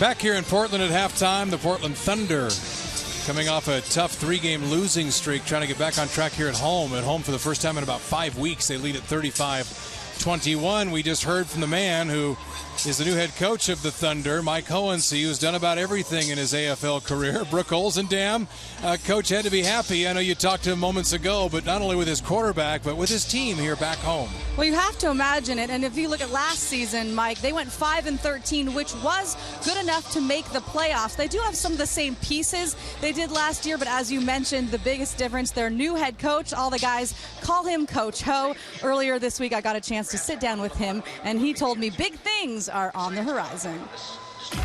I think we can accomplish more than they did last year. You know, I think we need our guys to get healthy. I think we need to develop at some positions. You know, the good thing is, you know, we just got done playing Philly, Arizona, and San Jose back-to-back on the road. And I didn't leave there thinking any of these guys were world beaters. You know, those are the 3 elite teams, and I don't think they're as elite as they've been. So we're not that far removed from being very competitive. What is your coaching philosophy, would you say? What's important to you personally? I think, you know, you've got to be accountable. You know, you have to be able to do things on your own. You've got to be coachable. You've got to do the things that the coaches talk to you about, especially when you're a young team like this. I think you've got to be physically tough. I think you've got to be mentally tough, and you've got to be a great teammate. You've got to be a man of character. You know, if I can't trust you, I can't play to my potential. And if you don't show me, then the only way that I can trust you is to see you show up every day and give me everything you got, whether it's sitting in that meeting room over there or whether it's walking out of here with the pads on. And if I see that kind of person and I know I can trust him, I'm going to be a better football player because of it. And we're the same way as coaches. If we see that kind of effort, we're going to be great coaches. And that's what happens. That's what usually happens with great teams is those great players turn coaches into great coaches. Well, we mentioned this guy has been involved in Arena Football League action ever since there was an AFL. You see his career record. He was a champion with Chicago. Jordan, you talked about that earlier. 8 teams he has served as the head coach. 6-time division champ, Mike Hohensee. And you'd like to see how he feels about his Portland team and the new chore that he has here in Portland. He's got confidence about this team, and they would know, as he said, having just played 3 of the best teams in the league. Well, I think what really stood out to me was the fact that he said those are the elite teams in the league. They aren't world beaters. They aren't too far removed from what he feels Portland can get to someday. They do just need to develop at some certain positions, but we're seeing Darren Thomas really step up at quarterback, and you know in this league, Mike, you have to have an established quarterback because that's going to lead your offense. And that's going to hopefully fuel all of your success. Well, we've certainly seen some growth, some improvement from Darren Thomas. Got the opportunity. He said, it didn't surprise me I got this opportunity, and perhaps it hasn't surprised him with the way he has played. 35-21. We'll get you some highlights and stats when we come back.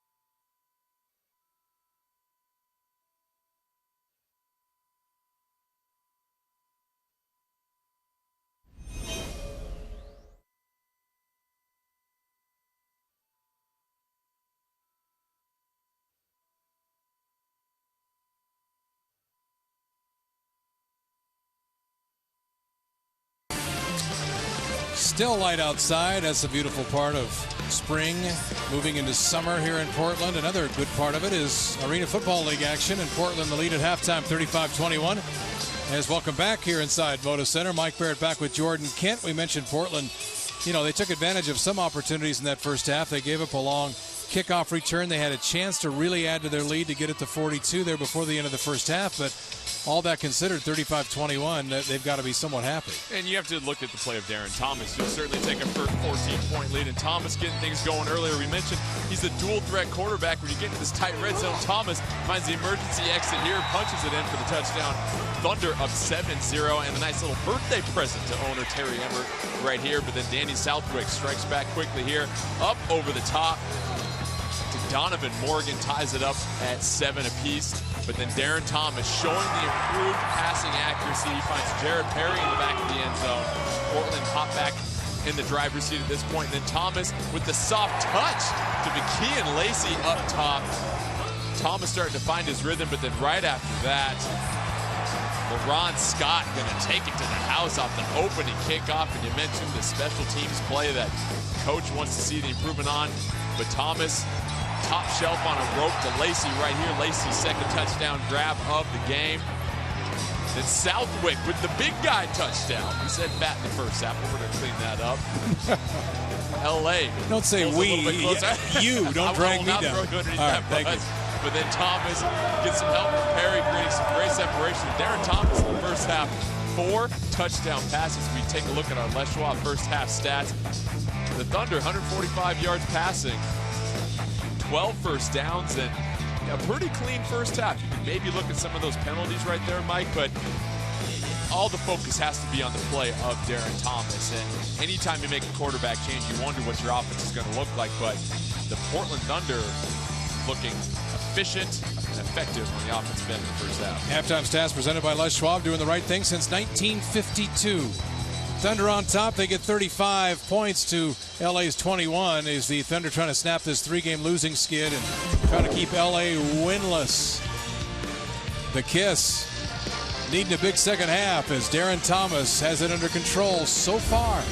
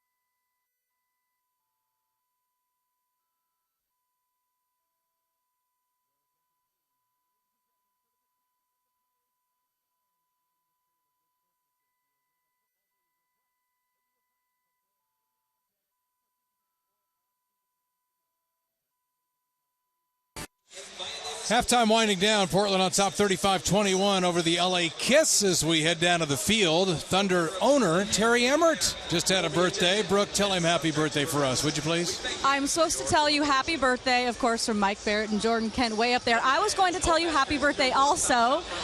This first half, does it feel like a birthday present so far? Absolutely. The guys played great. We had a few little errors, but they held it together, and we've had a great job. Darren's done great on the field. Just absolutely fantastic. Of course, taking on the LA Kiss. I know you're pretty close with their ownership. Where are you guys so close, and what are you guys trying to accomplish together?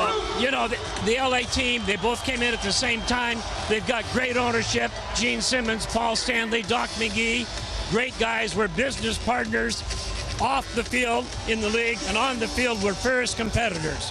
But they got a good organization, and they're wonderful owners. And you got the chance to go on Larry King Live. I haven't met anybody who's ever gotten the chance to do that. How was that? That was fantastic. We did the Larry King show, and actually we gave a little challenge out to the NFL.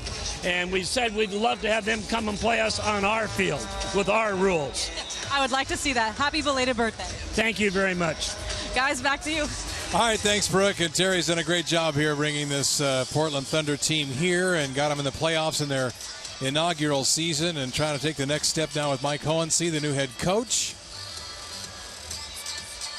And Darren Thomas getting the opportunity tonight, and what a half he has had. And now they'll try and keep it going because things can turn on a dime in arena football, Jordan. And I'm sure Mike Hohensee has cautioned his team over being too overconfident. LA is winless. They're 0-7, but that's going to snap at some point. You don't want them to get any kind of confidence, especially early in the second half. Well, third quarters are always key in these type of games where you've got a strong first half. You're coming out, you've got a lead. You need to put this game away now. You can't give LA any signs of life where they can carry that confidence and momentum into the fourth quarter. Kick is underway, taken by Brooks. Brooks is the dangerous return man. He gets a little space across midfield, and Brooks has done it again. He's gone for the second straight week, end-to-end for a touchdown. And that's the type of momentum you want. Meanwhile, LA's kicker, he's in a lot of pain as he's struggling to make his way, walking over to the sidelines right there.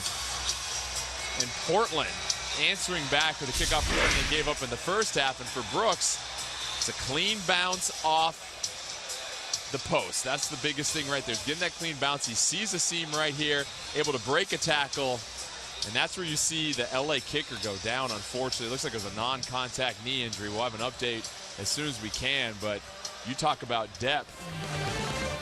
If you do not have a backup kicker, LA could be in trouble. But Portland, they extend their lead to 20. They take a 41-21 lead over the LA Kiss. What's good, mama?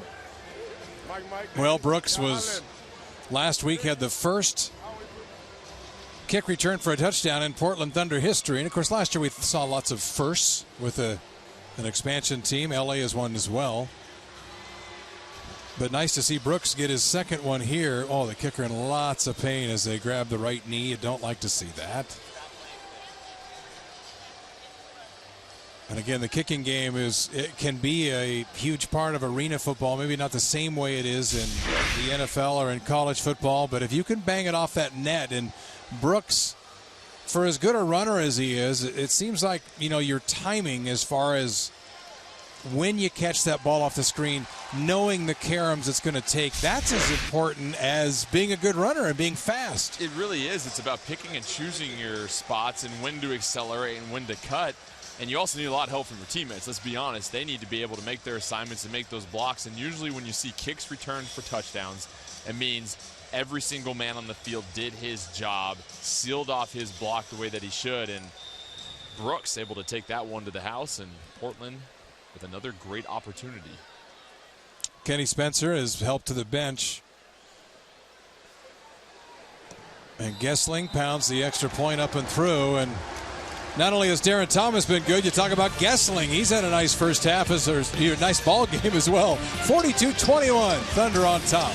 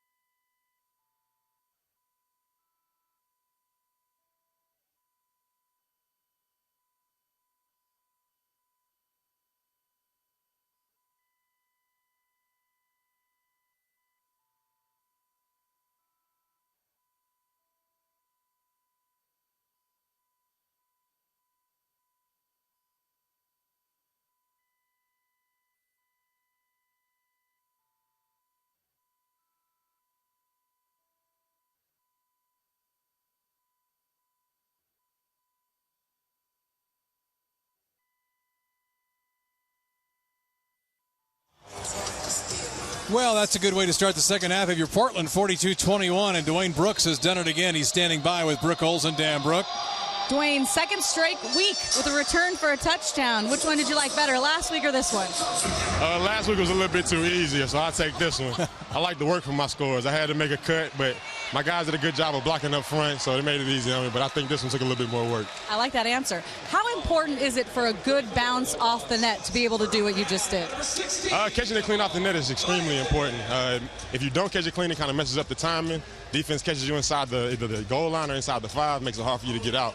When you get a chance to catch it off the net clean, you get a chance to turn around and read, see what you're getting, see who's where, who got blocks and who didn't. And then they get on their butts afterwards, just score a touchdown. Very impressive. Nicely done. How about next week at a third straight? I need them. I need one to finish out every game this year. I like the attitude. Guys, what do you think of Dwayne Brooks next week, third straight? Yeah, he's very confident. We like that, Jordan. As that was an impressive return. And as he said, having the skills and the experience to grab that off the screen is a big-time hit. Knock that ball loose. Osagie Odiasi laying down the hammer right there. Yeah, it was kind of scary, but he pops up and he's okay, thank goodness. As Donovan Morgan has been their go-to guy. But a flag is on the play as well. Legal formation on the defense. And it's 2 wide. The 5-yard penalty.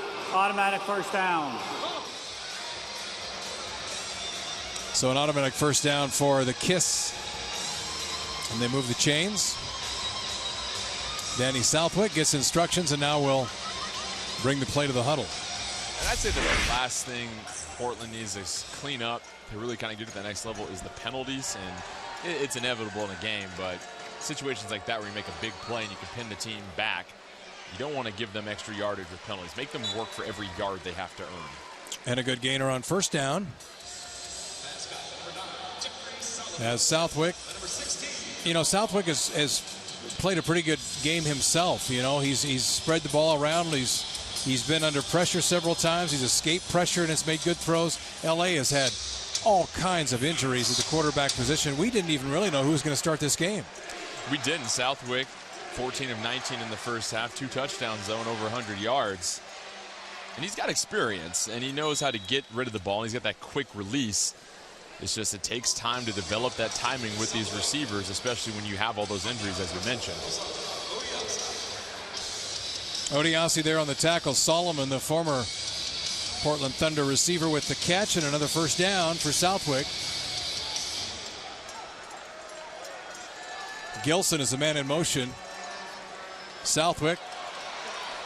The pass out on the right side is caught, and another first down. So just as Portland gets a little bit comfortable, Solomon the catch once again. It's LA allowed to grab some momentum, Jordan, and start a confidence-building drive.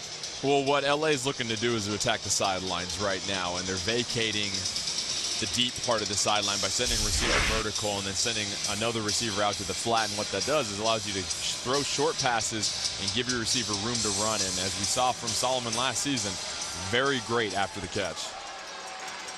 So Gilson and Solomon are left. And it's Morgan in motion, and he's the man that Southwick is eyeing. Oh, and the pass broken up and flying into the first row. Let's hope he's okay. It didn't look like it's Pila. You know, those pads, you know, they cover up iron poles, and some of the pads aren't in the right spots, and you just hope when a guy hits them, they're covered. Well, fans in the front row can keep a football if it goes in the stands. Players, you have to return, though, if they fall in the stands for you, so you don't get to take them home as a souvenir. But and look at the kid that almost gets smashed right here. Oh, he does get smashed. He loves it. He's having a good time, though. He doesn't mind taking that. He shakes it off. He's not shaking up at all. He's okay. His buddies are excited.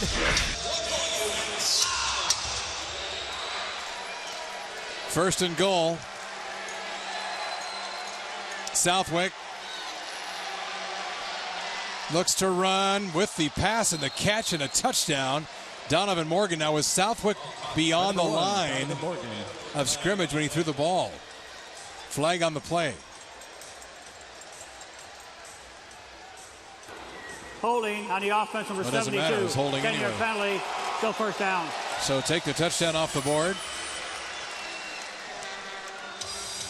And it'll be first down once again. Anthony Parker had the touchdown catch earlier, gets caught with the holding there, and you see the pressure that Portland's been applying on Southwick, whether it's been sacks or drawing penalties like that. That's really been the key in this game and helped stop a couple of the drives that LA's had.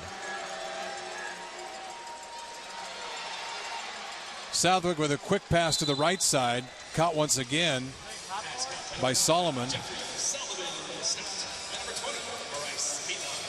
You talk about quarterbacks locking in on players, and you're not sure if that's the way it goes in arena football, but it seems like they'll get their favorites for a drive or two, and now we're seeing Solomon over and over again. We have, and it's that same dink and dunk attack that LA used in the first half, where they're not going to try and just go deep down the field and go for scores every throw. They're going to put the ball into spaces for the receivers to move, and here's Solomon in motion this time. Southwick buying his time and just throws it into the stands. And as you probably know in arena football, you catch a ball in the stands, you keep it.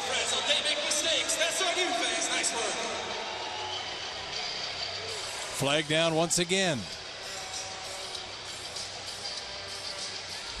Those penalties we discussed, Mike, these are the things that Portland needs to clean up. You force a throw out of bounds. Sportsmanlike conduct on the defense, number 8.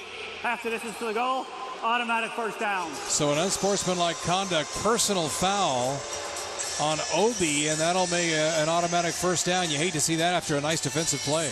Well, the penalties that are effort penalties, as I say, where maybe you get caught in that twist, or it is a pass interference because you're fighting for the ball. As a coach, you can live with that. It's the ones that you can control. Unsportsmanlike conduct, like we just saw there, that really frustrate you, and those are ones that Portland needs to eliminate. Southwick trying to go to Solomon. Once again, that ball knocked out of bounds. Solomon juggled it, tried to catch it with his left hand. Looked like his right hand was tied up with the defense. Looks like they're going to get Portland for a PI on this one, though. Automatic first down. As we mentioned, Solomon trying to make the catch with his left hand because his right hand was locked up at the time. And pass interference, not really going to hurt you in the red zone. In fact, some coaches say commit the penalty, don't allow them to have the touchdown, because it is so hard to score from the 3-yard line in this league.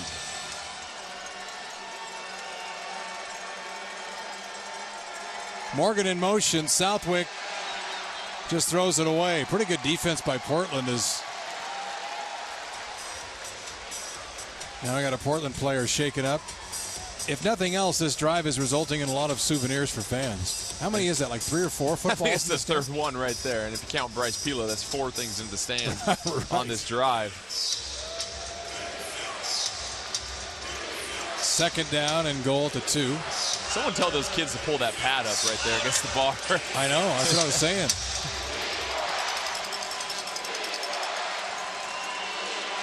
Southwick chased, under pressure. There's another football in the stands, and they've all been in that same spot. I don't think there's anybody in that section that doesn't have a football now. Well, what we're seeing is a lot of fans are starting to come down to that section right there because they know that's the hot spot right now.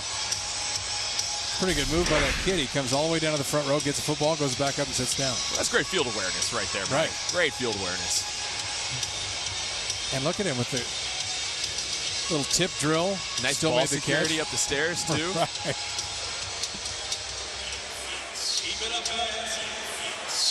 All right, 3rd and goal. And once again, it's Morgan in motion. Southwick under pressure again. And we got a flag inside. Is this going to be personal foul on Portland for an illegal hit on the quarterback again? Illegal defense, number 28, outside rush. Half the distance to the goal, automatic So an outside first down. rush is called. As you mentioned earlier, you can't stunt, you can't twist, you can't rush outside. And that's Ramon Willis, and as a linebacker, you can't rush outside of the tackle box of your defensive lineman. But you see 28 right here. He goes around the outside. You have to go down the middle if you're a linebacker rushing. So automatic first down once again. Been a long drive for the Kiss. Trying to pound it in, and it's not going to be yet. Or is it? No, down at the 1. That's the big fullback, Sam Campbell. The Sam checks in about $3 and change. That's a big fella right there. And that's the second time Portland's been able to stop him rushing, so the Thunder very stout up top, and he almost rolls in there, but the officials on the call, they see that butt hit the ground. Yeah, the initial hit was at about the 3. Oh, and now we have a turnover, fumble picked up by Portland. So after all of that long drive, opportunity after opportunity for the Kiss to get it in, all those penalties on Portland, the Thunder hold and now get the ball back. And that was Okechukwu Okoroha. Nice job. They call him OK. We're going to call him OK the rest of this telecast as well, too. And it'll be Portland ball after this timeout. 7-12 left, quarter number 3.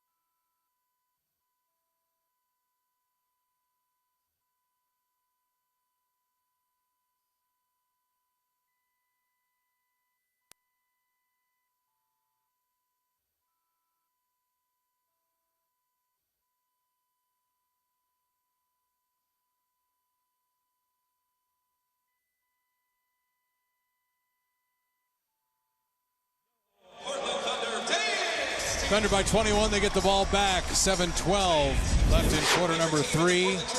Now we send it down to Brooke Olzendam and a man they call OK. But Brooke, you call him what? I like to call him OK also. Okay. Go ahead. Say your name for everyone. I was going to try to attempt it, but I'll just let you. Okechukwu Okoroha. That's exactly how I was going to say it. Anyways, okay, huge play for you. You picked up the ball. Take us through that play because it really was a huge momentum shift for you guys. It was a ball just bounced my way, really. I saw it out, and I just went to go get it. Why is this defensive unit so good together? You guys have played a great first half, continuing on into the second half. What's the communication like? It's been good. It's been good today. We just all on the same page today. The bye week really helped us, and we just got to clean up a lot of things that we needed to clean up. And all your teammates over there yelling at you, always, of course, positively. You guys have good chemistry, don't you? Yeah, very good chemistry, yeah. If you could pan over and show these guys if you get a chance, they're giving him a hard time. Well, as we come back to live action, Darren Thomas, a really nice ball, and a pass interference call, I believe, is going to be called against Los Angeles. Jared Perry took off, and they had a hold of his jersey, and he still, Jordan, fought through that and made the catch. And that's what we were saying about Perry. He is a playmaker. You go all the way back to his rookie season when he had AFL Rookie of the Year honors, set an AFL rookie record for total yardage. Great set of hands. Takes the contact as well, secures the ball all the way down to the ground, and that's what you do typically when your back's up against the wall. Quick turnover, you go for the strike, and Portland able to capitalize on that one. I don't know if you agree with this, but I thought that probably was Darren Thomas's most impressive throw of the ball game. I think it was. If you look at the situation coming back into the game, having to drop back, and you really have to time these routes up because there is not a lot of space to throw the ball and let your receiver run underneath it. Perry, the man in motion. They instead go to Martinez. Might as well get him involved. Big John Martinez. We talked about, Sam Campbell for L.A. going 310. John Martinez goes 325. But he slips out of the backfield, makes the catch, and nearly puts it in the end zone. Look at him. But look at the footwork right here. He's able to shed off the tackle a little bit, get a couple more yak, as we like to say, the yards after catch. And I know the big fellas love any chance they can get to be a playmaker out in space because they play the video games. They hit the R button whenever they're playing their Xbox right there, and a chance to live that out in real life. Thomas gives it to Martinez, has finished the job, Mr. Martinez, and he does. Sticks it in the end zone. Touchdown, Portland.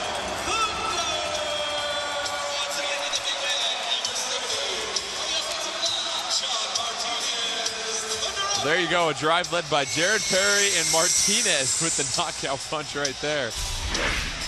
And it's a good call because they're thinking Darren Thomas usually likes to run it, but you see Martinez in the backfield there. There's not a whole lot you can scheme against with 325 pounds running downhill. And you wouldn't know, looking at the scoreboard in the situation, that Portland had it down to the half-yard line right before the end of the first half and couldn't get it in. And you thought maybe that would, raise the spirits of L.A., maybe do a little damage to Portland's confidence. But, boy, they start the second half with that kickoff return by Brooks. And now another nice sustained drive, 49-21, Portland over L.A.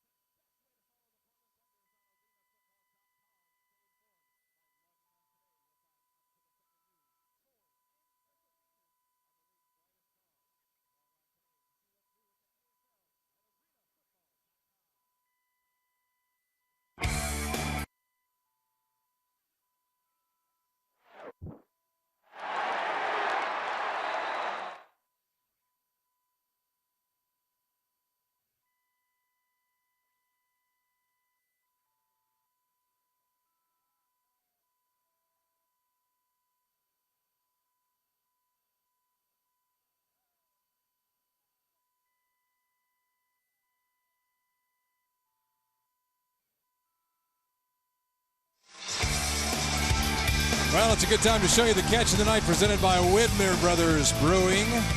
You saw Big John Martinez roll out of the backfield. Thomas found him, didn't quite get it in, but seconds later, Martinez with the touchdown, and then grabbed his Widmer Hefeweizen, took a little sip, tossed it aside. Portland a 49-21 lead, and now they kick off. And the good part about that, Mike, you waited until the Thunder were done driving before you had a drink of that.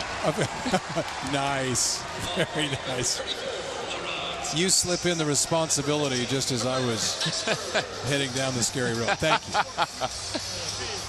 But now it'll be LA taking over on the 4-yard line. Thunder had high hopes of returning home and returning to the win column, and right now looking like they're in pretty good shape.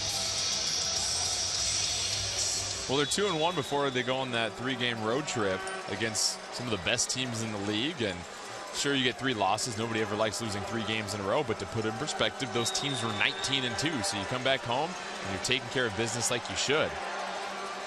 Pass over the middle of Morgan, and he's taken down after he picks up a first down. Pretty good pass by Southwick once again. And we got a shaken up Portland player in the LA backfield. In fact, he's in the end zone right now. It's Raymond Willis. But I guess he's all right. He's going to walk off, Willis is. The more shaken up players along the sideline. That guy there. You got a number on him yet, Jordan? Not yet. I see number 16 looks like Damon Glanton. Yeah. Glanton in his 4th season in the AFL, as we mentioned, all 3 of his previous seasons were in Iowa underneath head coach Mike Hohensee. And what was interesting is Iowa moved to the IFL, so they are no longer a part of the AFL, and so a lot of the people involved with them defactored, you could say, to other AFL franchises, in Portland being the benefit of their head coach and one of their best defensive backs. Well, we saw Big John Martinez score, and then he got the Widmer brothers catch of the night. He is now standing by with Brooke. John Martinez is trying to escape me, but I've grabbed him because we're about the same size. John, take us through that last play, that touchdown, and then I have to ask about the football drink. Well, I couldn't have done it without my offensive line blocking for me in the weights. Let's go. Like I said, I couldn't have done it with my offensive line. Every time I score, it's for them. But the drink, it was just something I just thought of on spur of the moment. I like that. You're pretty proud of your quarterback so far. Yes. Oh, yes. We were expecting this. You know, we were hoping for great things for Darren Thomas, and right now he's showing up, and hopefully he does this for the rest of the game as well. Thank you, John. I think I just earned my paycheck tackling John Martinez, guys. Yes, get a towel, please, because I think John has worked up a little bit of a sweat as well. John played for USC, as we talked about. He's played in the Sun Bowl and a Las Vegas Bowl.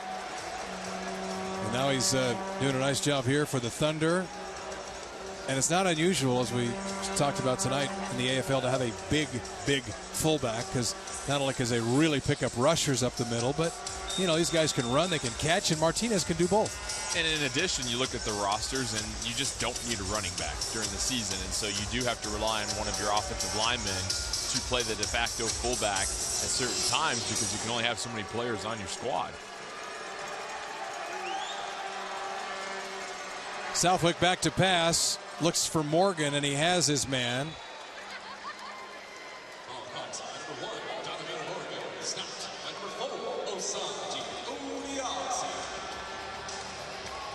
Odiasi there to make the stop.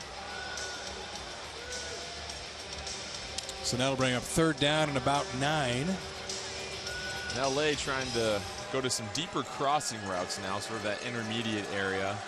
Trying to get the receivers one-on-one and get them to cross the field before the DBs can break out of their back pedal. This is Morgan again. We've seen this, Mike. It seems like it's a different receiver every drive for LA. Right. One drive they rely on Morgan, then they go back to Solomon, go back to Morgan, and LA working that sideline, clearing the deep vertical. And then Morgan at 6'3", 225, he's a load to bring down. And so you're going to have to make sure that you tackle with sound fundamentals. And Odiasi a little bit shaken up after that. Officials are checking with him now, but he looks like he's going to come out of the game. He's kind of dragging his right shoulder a little bit as he leaves. And Odiasi, who Portland depends on a lot in that secondary out of Sacramento State, will have to leave. And Southwick sends Solomon in motion, goes across the middle, and it's Pila with the good defense knocking that away. And Mike, what's interesting is you look at the depth of this defense for Portland, and a name that many people might remember from last year that they're not hearing now is Varma Sony. Yeah. Sony, he's not eligible right now. He's on the exempt list right now because he was just in camp with the Cleveland Browns. Got released by them recently, so still has to wait a little bit longer before he comes back onto the Portland Thunder roster. So it's an interesting time of year as teams try to stack as much talent as they can. Touchdown LA is across the middle in the back of the end zone. Donovan Morgan, the catch from Southwick. But boy, would Portland love to get Varma Sony back. As you talk about, he was so big for this team last year. He was on the he was initially signed to the practice squad for Tampa Bay, and then signed the 3-year deal with Cleveland, and then was cut by the Browns. But sounds like they may get him back. That's what a lot of guys do. They just need to come to the AFL. They usually come here. If you make plays at this level, you will get noticed. As LA trying to go for the 2-point conversion.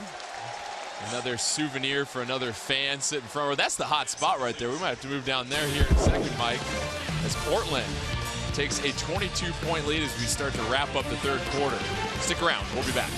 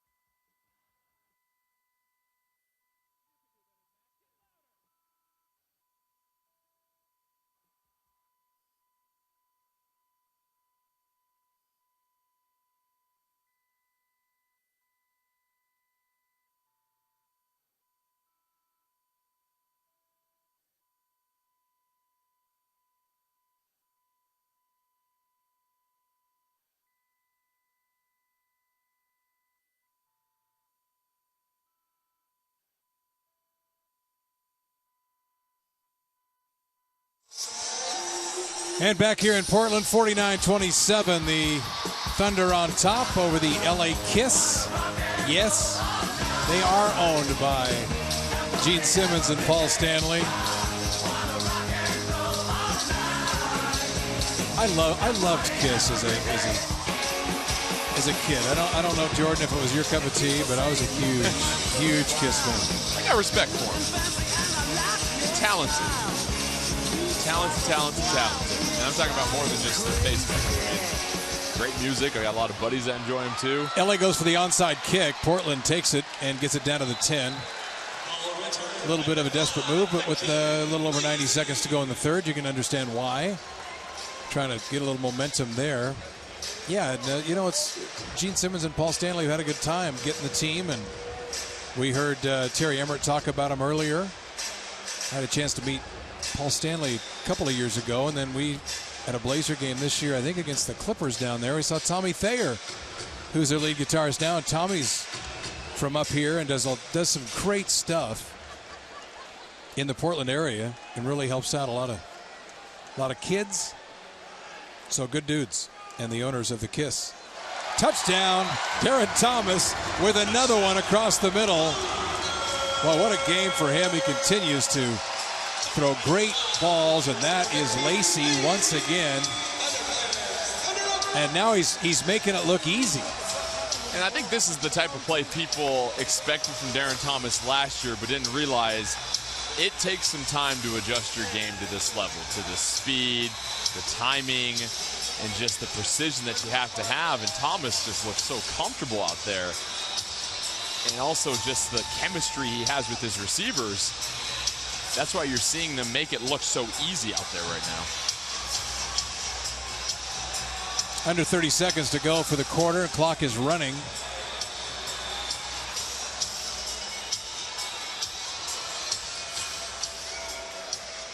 As Gessling looks to tack on the extra point.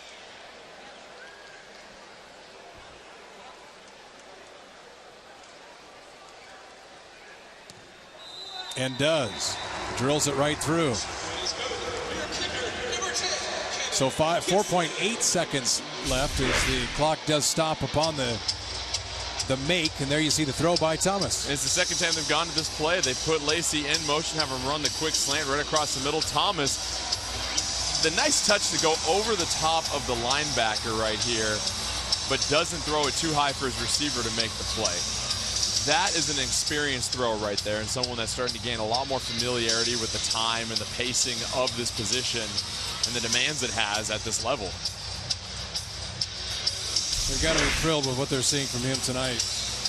Giving him the start, and quite frankly, it seems like a lot of people around the team were maybe a little surprised they went away from Kyle Rowley, but Mike Cohen, with the experience that he has, kind of figured, hey, if I don't give him the reins and really give him a game to manage and run, I'm not going to know what I have. And you see a lot of the players supporting Darren and saying that this doesn't surprise us. We've seen this in practice, and for the fans, we don't get to see practice, obviously. You're seeing what comes out on the games. And now that you see Thomas carrying over what he's been practicing onto the field and executing at home under the big lights, you've got to have a lot of confidence that, okay, maybe we are starting to find our quarterback. Now, can he take this and carry it onto the road? We'll see.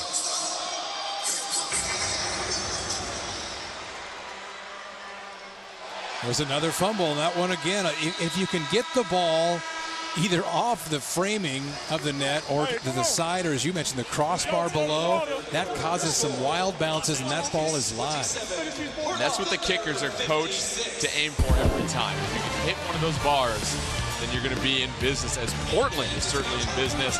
They've got a 29-point lead as we head into the fourth quarter. You're watching Thunder football here on Comcast Sportsnet.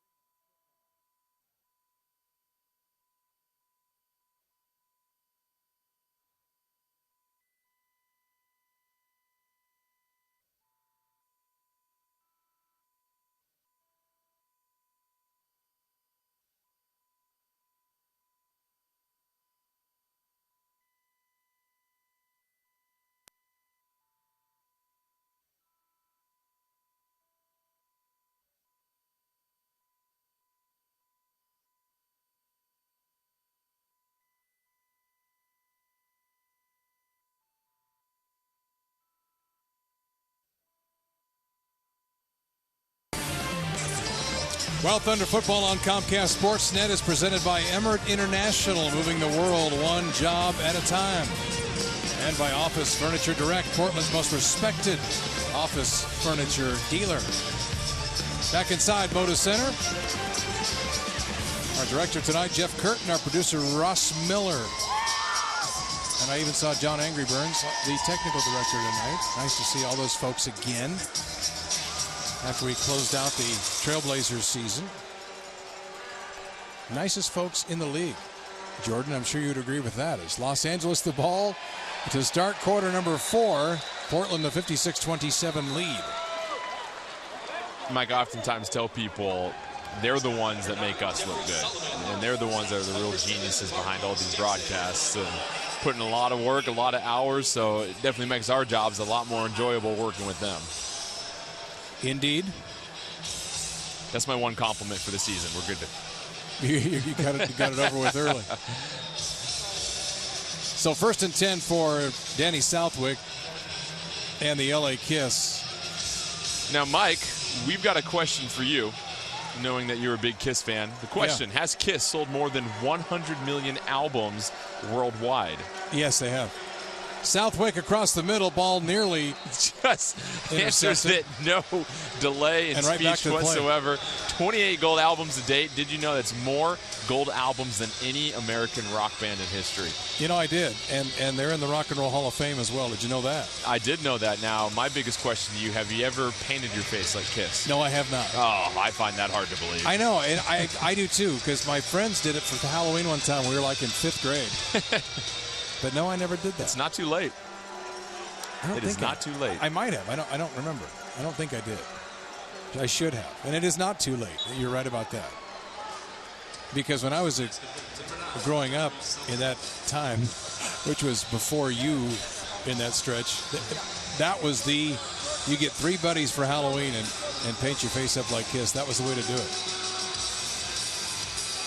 So you're saying you just didn't have 3 buddies then? That could be it. That's part of it.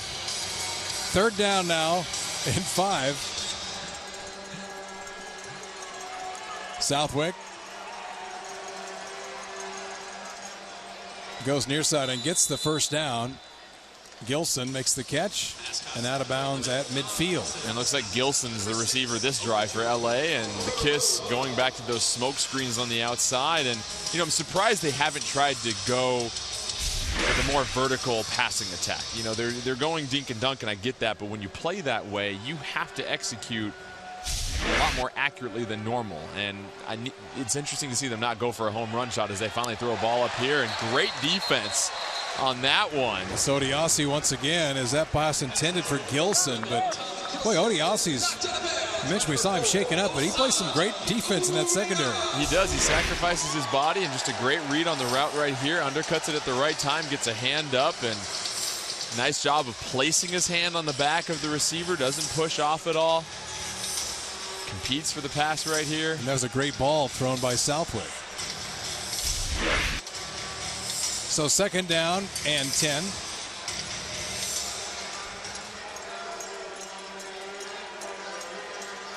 Southwick sends Gilson in motion, flips it out, and the ball is dropped by Donovan Morgan, and he was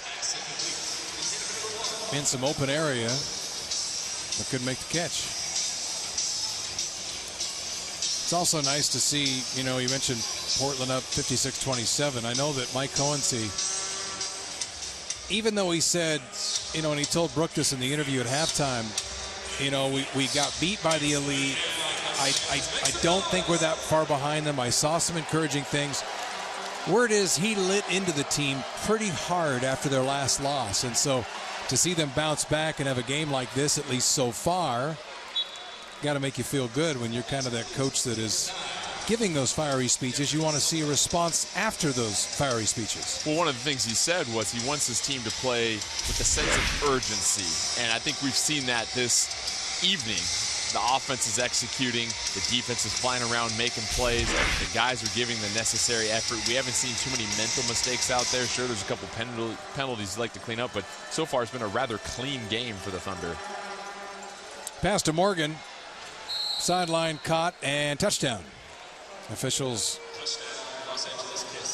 just looked at each other to confirm, but the Kiss come back and score. And now, if you're Mike Cohency and the staff we just talked about, now time for perhaps a little speech about not turning it off just yet. Not yet. You want to see them finish this game out strong because you talk about momentum being our word of the day and carrying that from this game to the next one. And Portland goes down to Orlando and takes on another young, new team next week. And a chance to get a road win as that pass tipped and incomplete as the Kiss trying to go for two. And that cuts the Portland lead to 56-33. With 10:23 left from Moda Center in Portland. Thunder trying to snap that 3-game losing streak.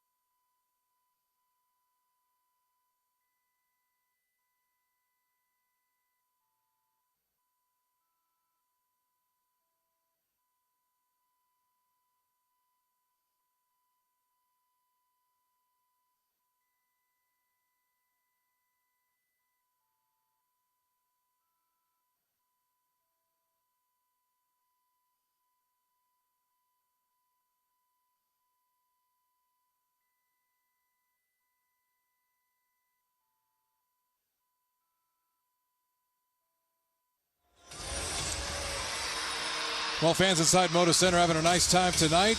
Portland Thunder so far having a nice time, although just gave away a touchdown and now an onside kick attempt, but it's drilled out of bounds off the padding, so it'll be Thunder ball at about the 22 as they will take over. And Darren Thomas, who has played such a great game now, Jordan Ken, I have to think, head in there, stay efficient, stay sharp, and finish it off. Absolutely, and I don't understand why LA is kicking the ball on sides. I mean, your defense isn't stopping them anyway. Why give them a short field? It's especially tougher to regain an onside kick in the AFL, but Darren Thomas will take this short field all day long, and what we've really seen from him this game, Mike, is his ability to throw different types of passes. And what I mean is different type of velocity, angle, loft on them to suit the route for the receiver. And that one was a great throw for the fans. Yes, these quarterbacks have been very generous tonight, both of them. Well, Thomas came in last year, you know, and Kyle Rowley kind of took over after Thomas. And, of course, Danny Southwick was here as well. You know, and some people expected Thomas to immediately jump in and grasp the arena game, which we've talked about all night is so different. You know, it's essentially hot routes all night. And you've got to be able to read those things and learn the game. And you can see how his numbers, tonight's numbers, he's blown away any game he's had so far in his career. Well, the biggest improvement is accuracy. Last year is under 50% tonight, 16 of 23, and that's what's going to make a great quarterback in this league. A nice little out to Ashford. And keep in mind, he doesn't have, Thomas that is, probably his most talented receiver in Jamar Howard, who could be back in a couple of weeks. That'll give him one more weapon.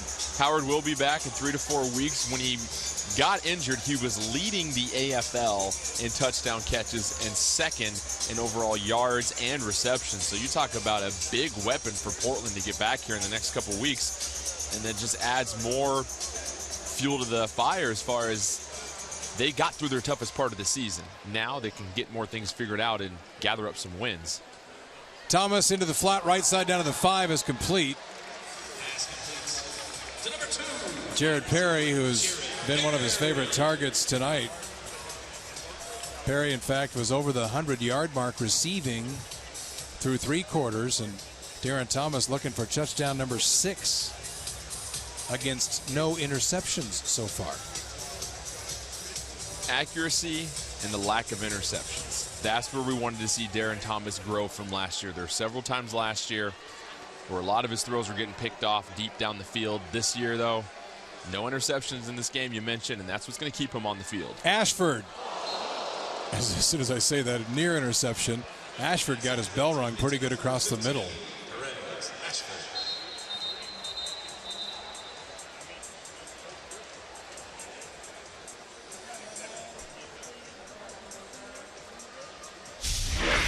Take a look here as the defense kind of pinched in on him. Bang. Yeah, he just took it from the front and the back. Double shots at the head right there, and anytime you see a player take that helmet off, you know it's something going on with the head, unfortunately, and you know what they... Well, we'll take a break while they check on Ashford.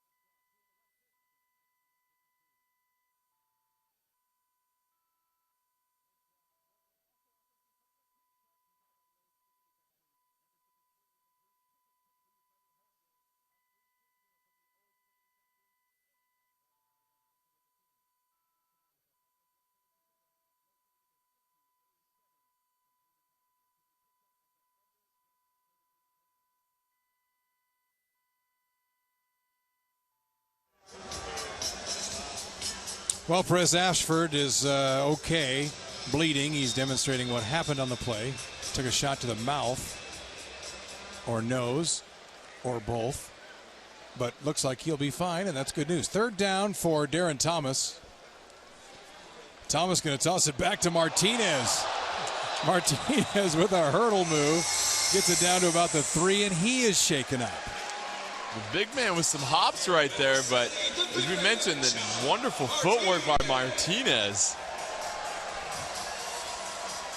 I think that's what happens with a lot of these linemen. They get excited when they get a chance to go outside and be a playmaker. As Thomas hands it off to Martinez. And look at this little hop right here. Nope. Just a little student body left. And it seems like some of the leg injuries we see and the knee injuries happen when after they hit the pad, maybe get a leg caught in the pad. As they play I Believe I Can Fly in the arena here. That's pretty good timing right there. But typically, that's the only way you can take down a big guy like Martinez is to chop him down from the legs, and Martinez aware of this. Delay a game on the Thunder, so that'll back them up. They were down to the 1. It's 4th down, by the way, and that'll push them back to the 6. Martinez, you can still see, still hobbling a bit on that leg. Looks like his left leg is bothering him.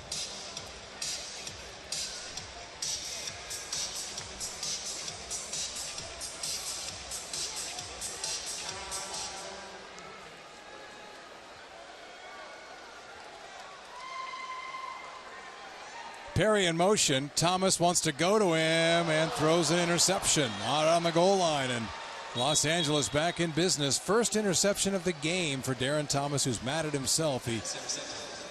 That was a tough pass with a lot of field between him and Perry. And it was read, jumped, and picked off. Yeah, I can't really pin that one too much on Darren Thomas. You would have to throw this ball right now.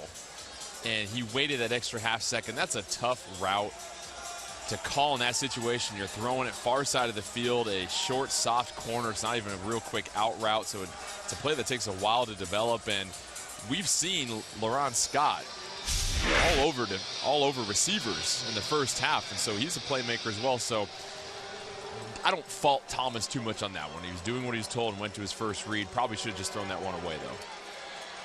Kiss trying to capitalize early, and they do. Long pass is completed. I believe that's Gilson down there with the catch.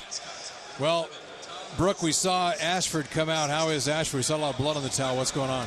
Well, yes, Mike. He, of course, went over to the trainer's table. As you saw, lots of blood on that towel. The trainers were working with him. I actually grabbed one of the trainers, pulled him aside, said, "What's going on?" He said, "Oh, it's a broken nose." I said, "Are you sure?" He said, "Did you look at him?" Yeah, it's definitely a broken nose. So we won't be seeing him the rest of the game. Hopefully they'll start feeling better pretty soon. But he took quite a hit, guys. Yeah, and he was kind of demonstrating that maybe he took an elbow or a forearm across the face, but broken nose for him. LA, meanwhile, back to work, and there's going to be a flag on the play, and I believe that's on Portland in the secondary. That's number 20, half the distance to the goal, automatic first So down. here's a situation where you have a chance to perhaps put the game away, and LA with a chance to get some life with still a lot of time left in this game. Exactly, 5.5 minutes, plenty of time to make some plays here as Pele gets called for the holding right here. And this is the quickest we've seen LA move the ball down the field recently, and it's one of the few times they went deep and they're able to find Gilson. Touchdown LA. Defense to offense real fast, and they will go for the 1-point conversion. And Solomon, no stranger to catching touchdowns in the Moda Center, except this time he's doing it for the LA Kiss instead of the Portland Thunder. And well-designed play to give Solomon plenty of room to run underneath that ball for the fade ball in the end zone. And they're going to go for two. We'd like to see Portland have done on their end. Southwick looking for Morgan. Now goes over the middle, and it's caught. 2-point conversion, good. And now it's down to 14. There's down to 6. Yes, 14, excuse me. 56-41, so that would be 15. Thank you. 4:24 left here at Moda Center.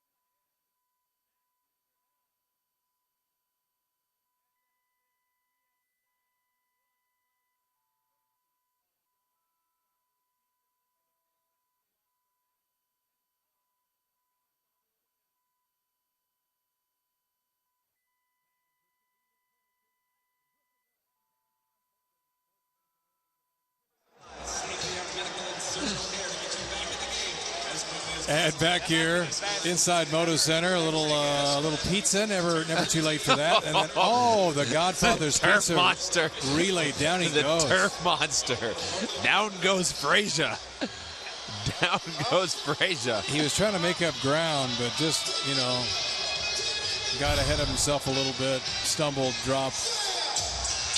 Meanwhile, 15-point game, 56-41. Portland looked to be about to slam the door shut through the interception. 3 plays later, LA scores. Yeah, Portland trying not to drop the pizza in this one and close it out. Up 15 at this point, 4.5 left. You just want to see Thomas with a nice drive. Onside kick, they were expecting that. And Portland with the recovery. Now, the thing about arena football, you talked about this earlier, sometimes it's better to have some room to work. So onside kicks really don't hurt you all that much. They really don't. It's a lot more difficult to score from the 10-yard line in as opposed to the 25, 20-yard line because you just don't have any space to move around. And we saw that on Darren Thomas's last interception. He's on the far side of the field trying to throw across, and his receiver only has 5 yards to run the route.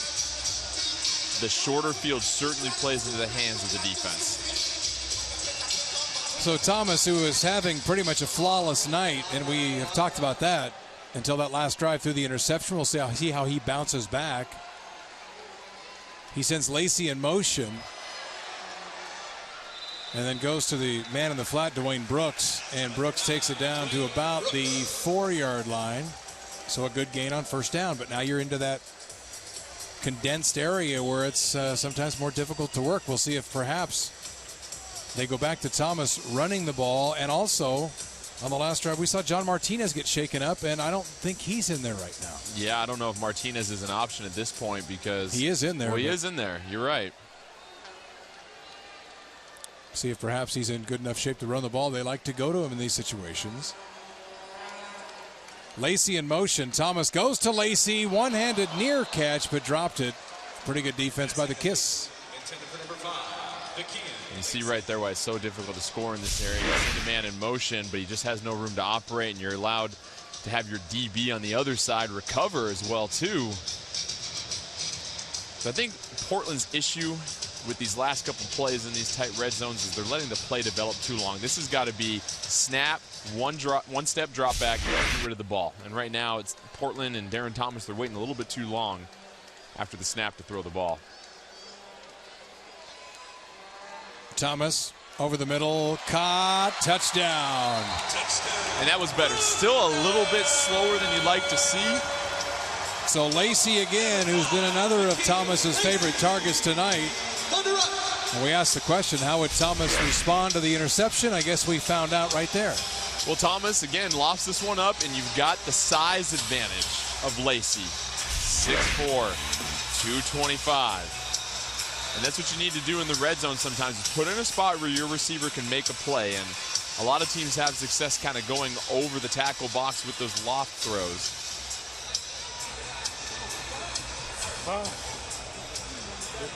Kevin Gessling on to attempt the extra point.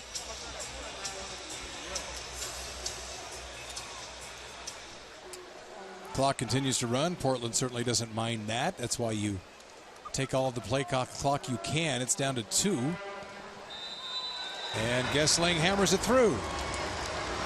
So 1:43 left. Some of the Thunder fans feeling comfortable enough to head for the exit. But talk about Thomas the entire night, especially maybe the last drive coming back from the interception. Well, what we wanted to see from Darren Thomas was the accuracy, the decision making. We've been seeing that all night long, delivering all sorts of throws, deep throws, short crosses, nice little teardrop throws in the corner of the end zone. He's continued to show more and more confidence as the game has gone on. And Portland looking for their quarterback that they can ride all season long. Maybe they found the answer with Darren Thomas after his performance tonight. Thomas certainly adjusting well from learning the game last year. Tonight, 20 of 31, 229 yards. And for Thomas, it was always accuracy, under 50% last year. Tonight, right around 60%. You look at the 6 touchdowns as well, accounted for 7 touchdowns on the evening. Darren Thomas showing some growth, showing some improvement in his second year with the Thunder. And there he is on the bench. He came out holding up his Ducks jersey before the ball game when he was introduced. And it's interesting. When he still wearing the green skull cap. Yeah, I was going to say, when he left Oregon, people thought it was on bad terms, and it was obviously when Mariota was coming in as a redshirt freshman, and they thought Mariota was going to take the starting job, and Darren never ended up getting drafted in the NFL, and then, of course, ended up here in Portland, but he still has Oregon pride. We saw him during the opening lineup, with that Oregon jersey, bringing that out. And so Thomas, lots of love for his Ducks still. And that kick goes through the middle, so will not be played and will be a touchback. Now, we talked about the jersey before the game. This is what we're talking about. Starting introductions.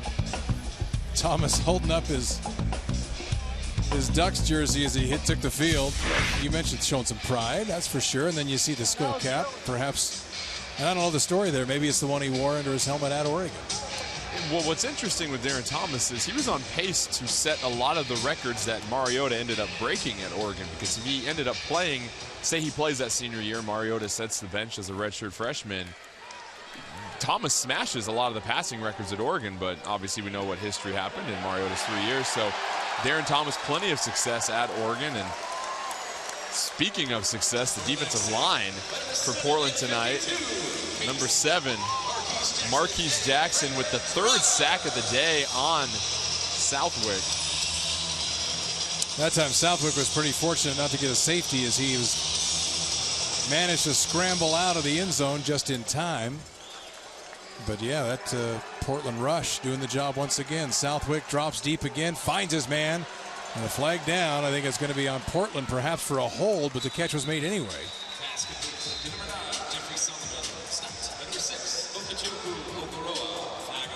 Solomon taken down across midfield, perhaps shaken up a little bit. Illegal defense number 6, jack out of the box.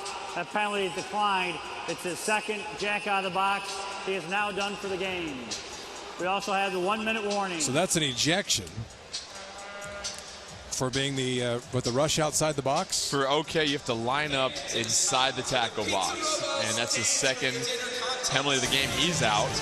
While he's out, we'll come back here shortly as the 1-minute warning has hit us here in the Moda Center.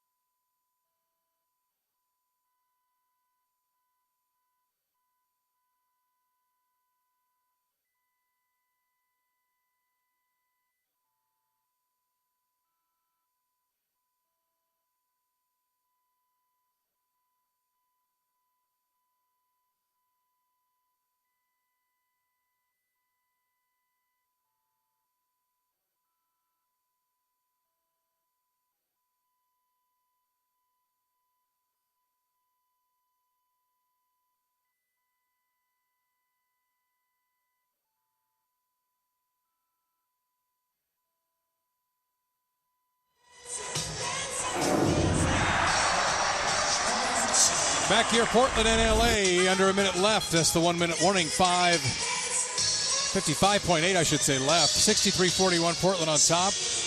Trying to put the finishing touches on this one, but as we said, the final minutes of the first halves and of games can take a while. So Grab your popcorn and get comfortable. It's not like the clock just runs out. And there's a near interception. A couple of guys, Odiasi had a chance at it. So did Glanton, and they knocked each other off the ball. By the way, just to show that we weren't just throwing it out there, the final minute of the first half took 17 and a half minutes real time. So I'm not saying that's going to happen here, but that's pretty typical. It goes to show you that there's a lot of football left still. But Portland up 22. Done a good job in the fourth quarter of closing this one out. Now you just want to see them execute well this last minute where teams really need to focus on their strategy at this point. Take some of this momentum from this game, carry it into the next one. Southwick goes to Solomon, who's had a nice game. Solomon gets it down to about the 6-yard line. Solomon, who played last year for the Thunder, as we've mentioned. Los Angeles has all 3 timeouts left. Portland does as well. And the Kiss take a 30-second timeout here just to stop the clock. The Thunder return to the Moda Center on Saturday night, May 30th, as they take on the San Jose SaberCats at 3 o'clock. Tough situation for the Kiss, trying to fight through this. They've had a ton of injuries, and they start Southwick tonight. They had Adrian McPherson starting. They had the Sooners starting. They've had, and nothing but bad luck at the position. And again, I don't think Southwick has played a bad game.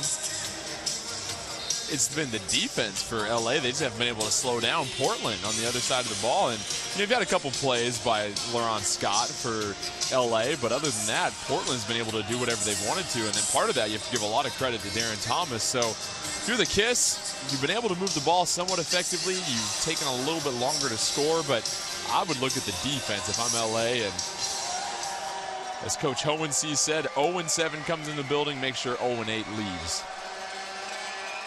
Southwick under pressure, takes a hard hit, but delivers a touchdown pass. Nice job by Southwick to hang in and throw that to Gilson, who also has had a nice game. But Southwick knew he was going to get nailed pretty hard, stood in there and delivered a nice ball before taking the hit.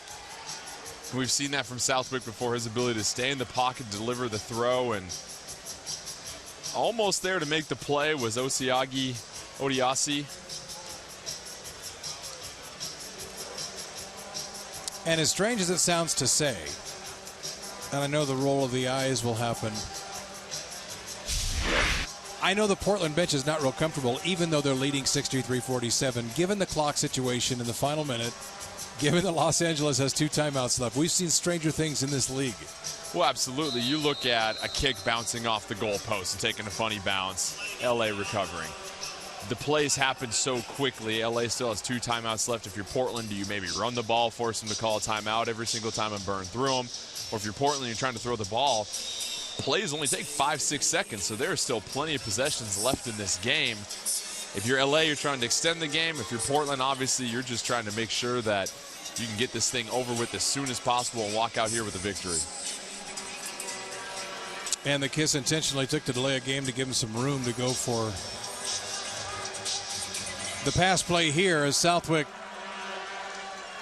trying to look once again for Gilson, and there's going to be a penalty flag on the play holding on Portland. 20 for right. Sela. Distance to the goal. We're still on the try. Which is pretty funny because LA took the penalty for more room.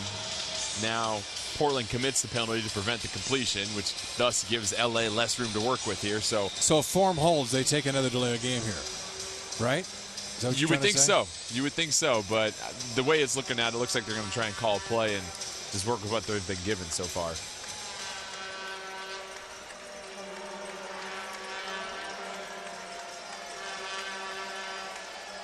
Southwick goes into the corner and the pass is incomplete.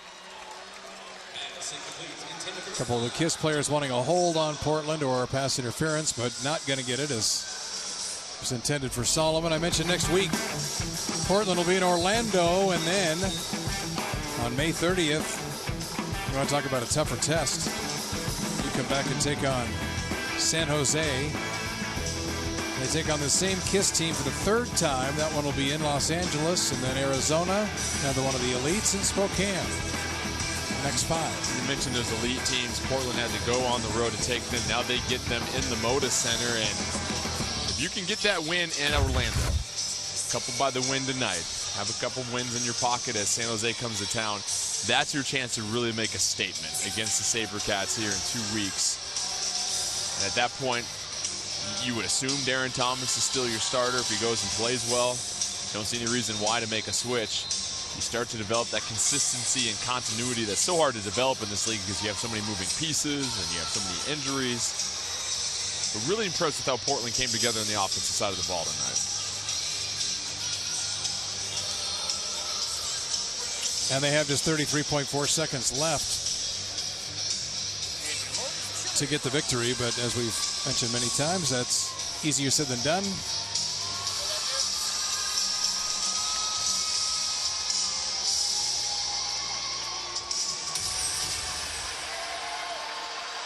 As Portland expecting an onside kick once again, they've got most everybody up. Brooks is back. This is a safety valve. And here comes the onside kick. Nice job. You saw Portland ready for that as the front men went flat to the stomach to allow the hands team to cover that ball.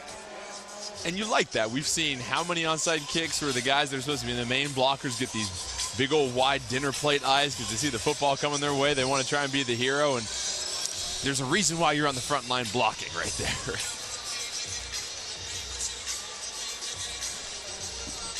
But the Kiss was still 2 timeouts left.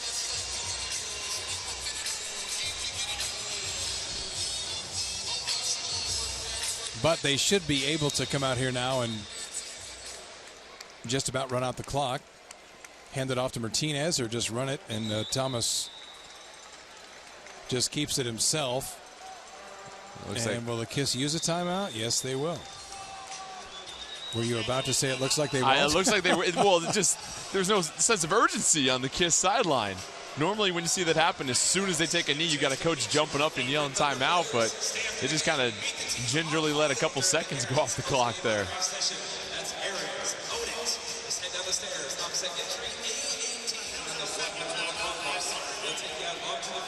So 1 timeout left for the Kiss. And Thomas kind of into a victory formation there, although he does gain a yard.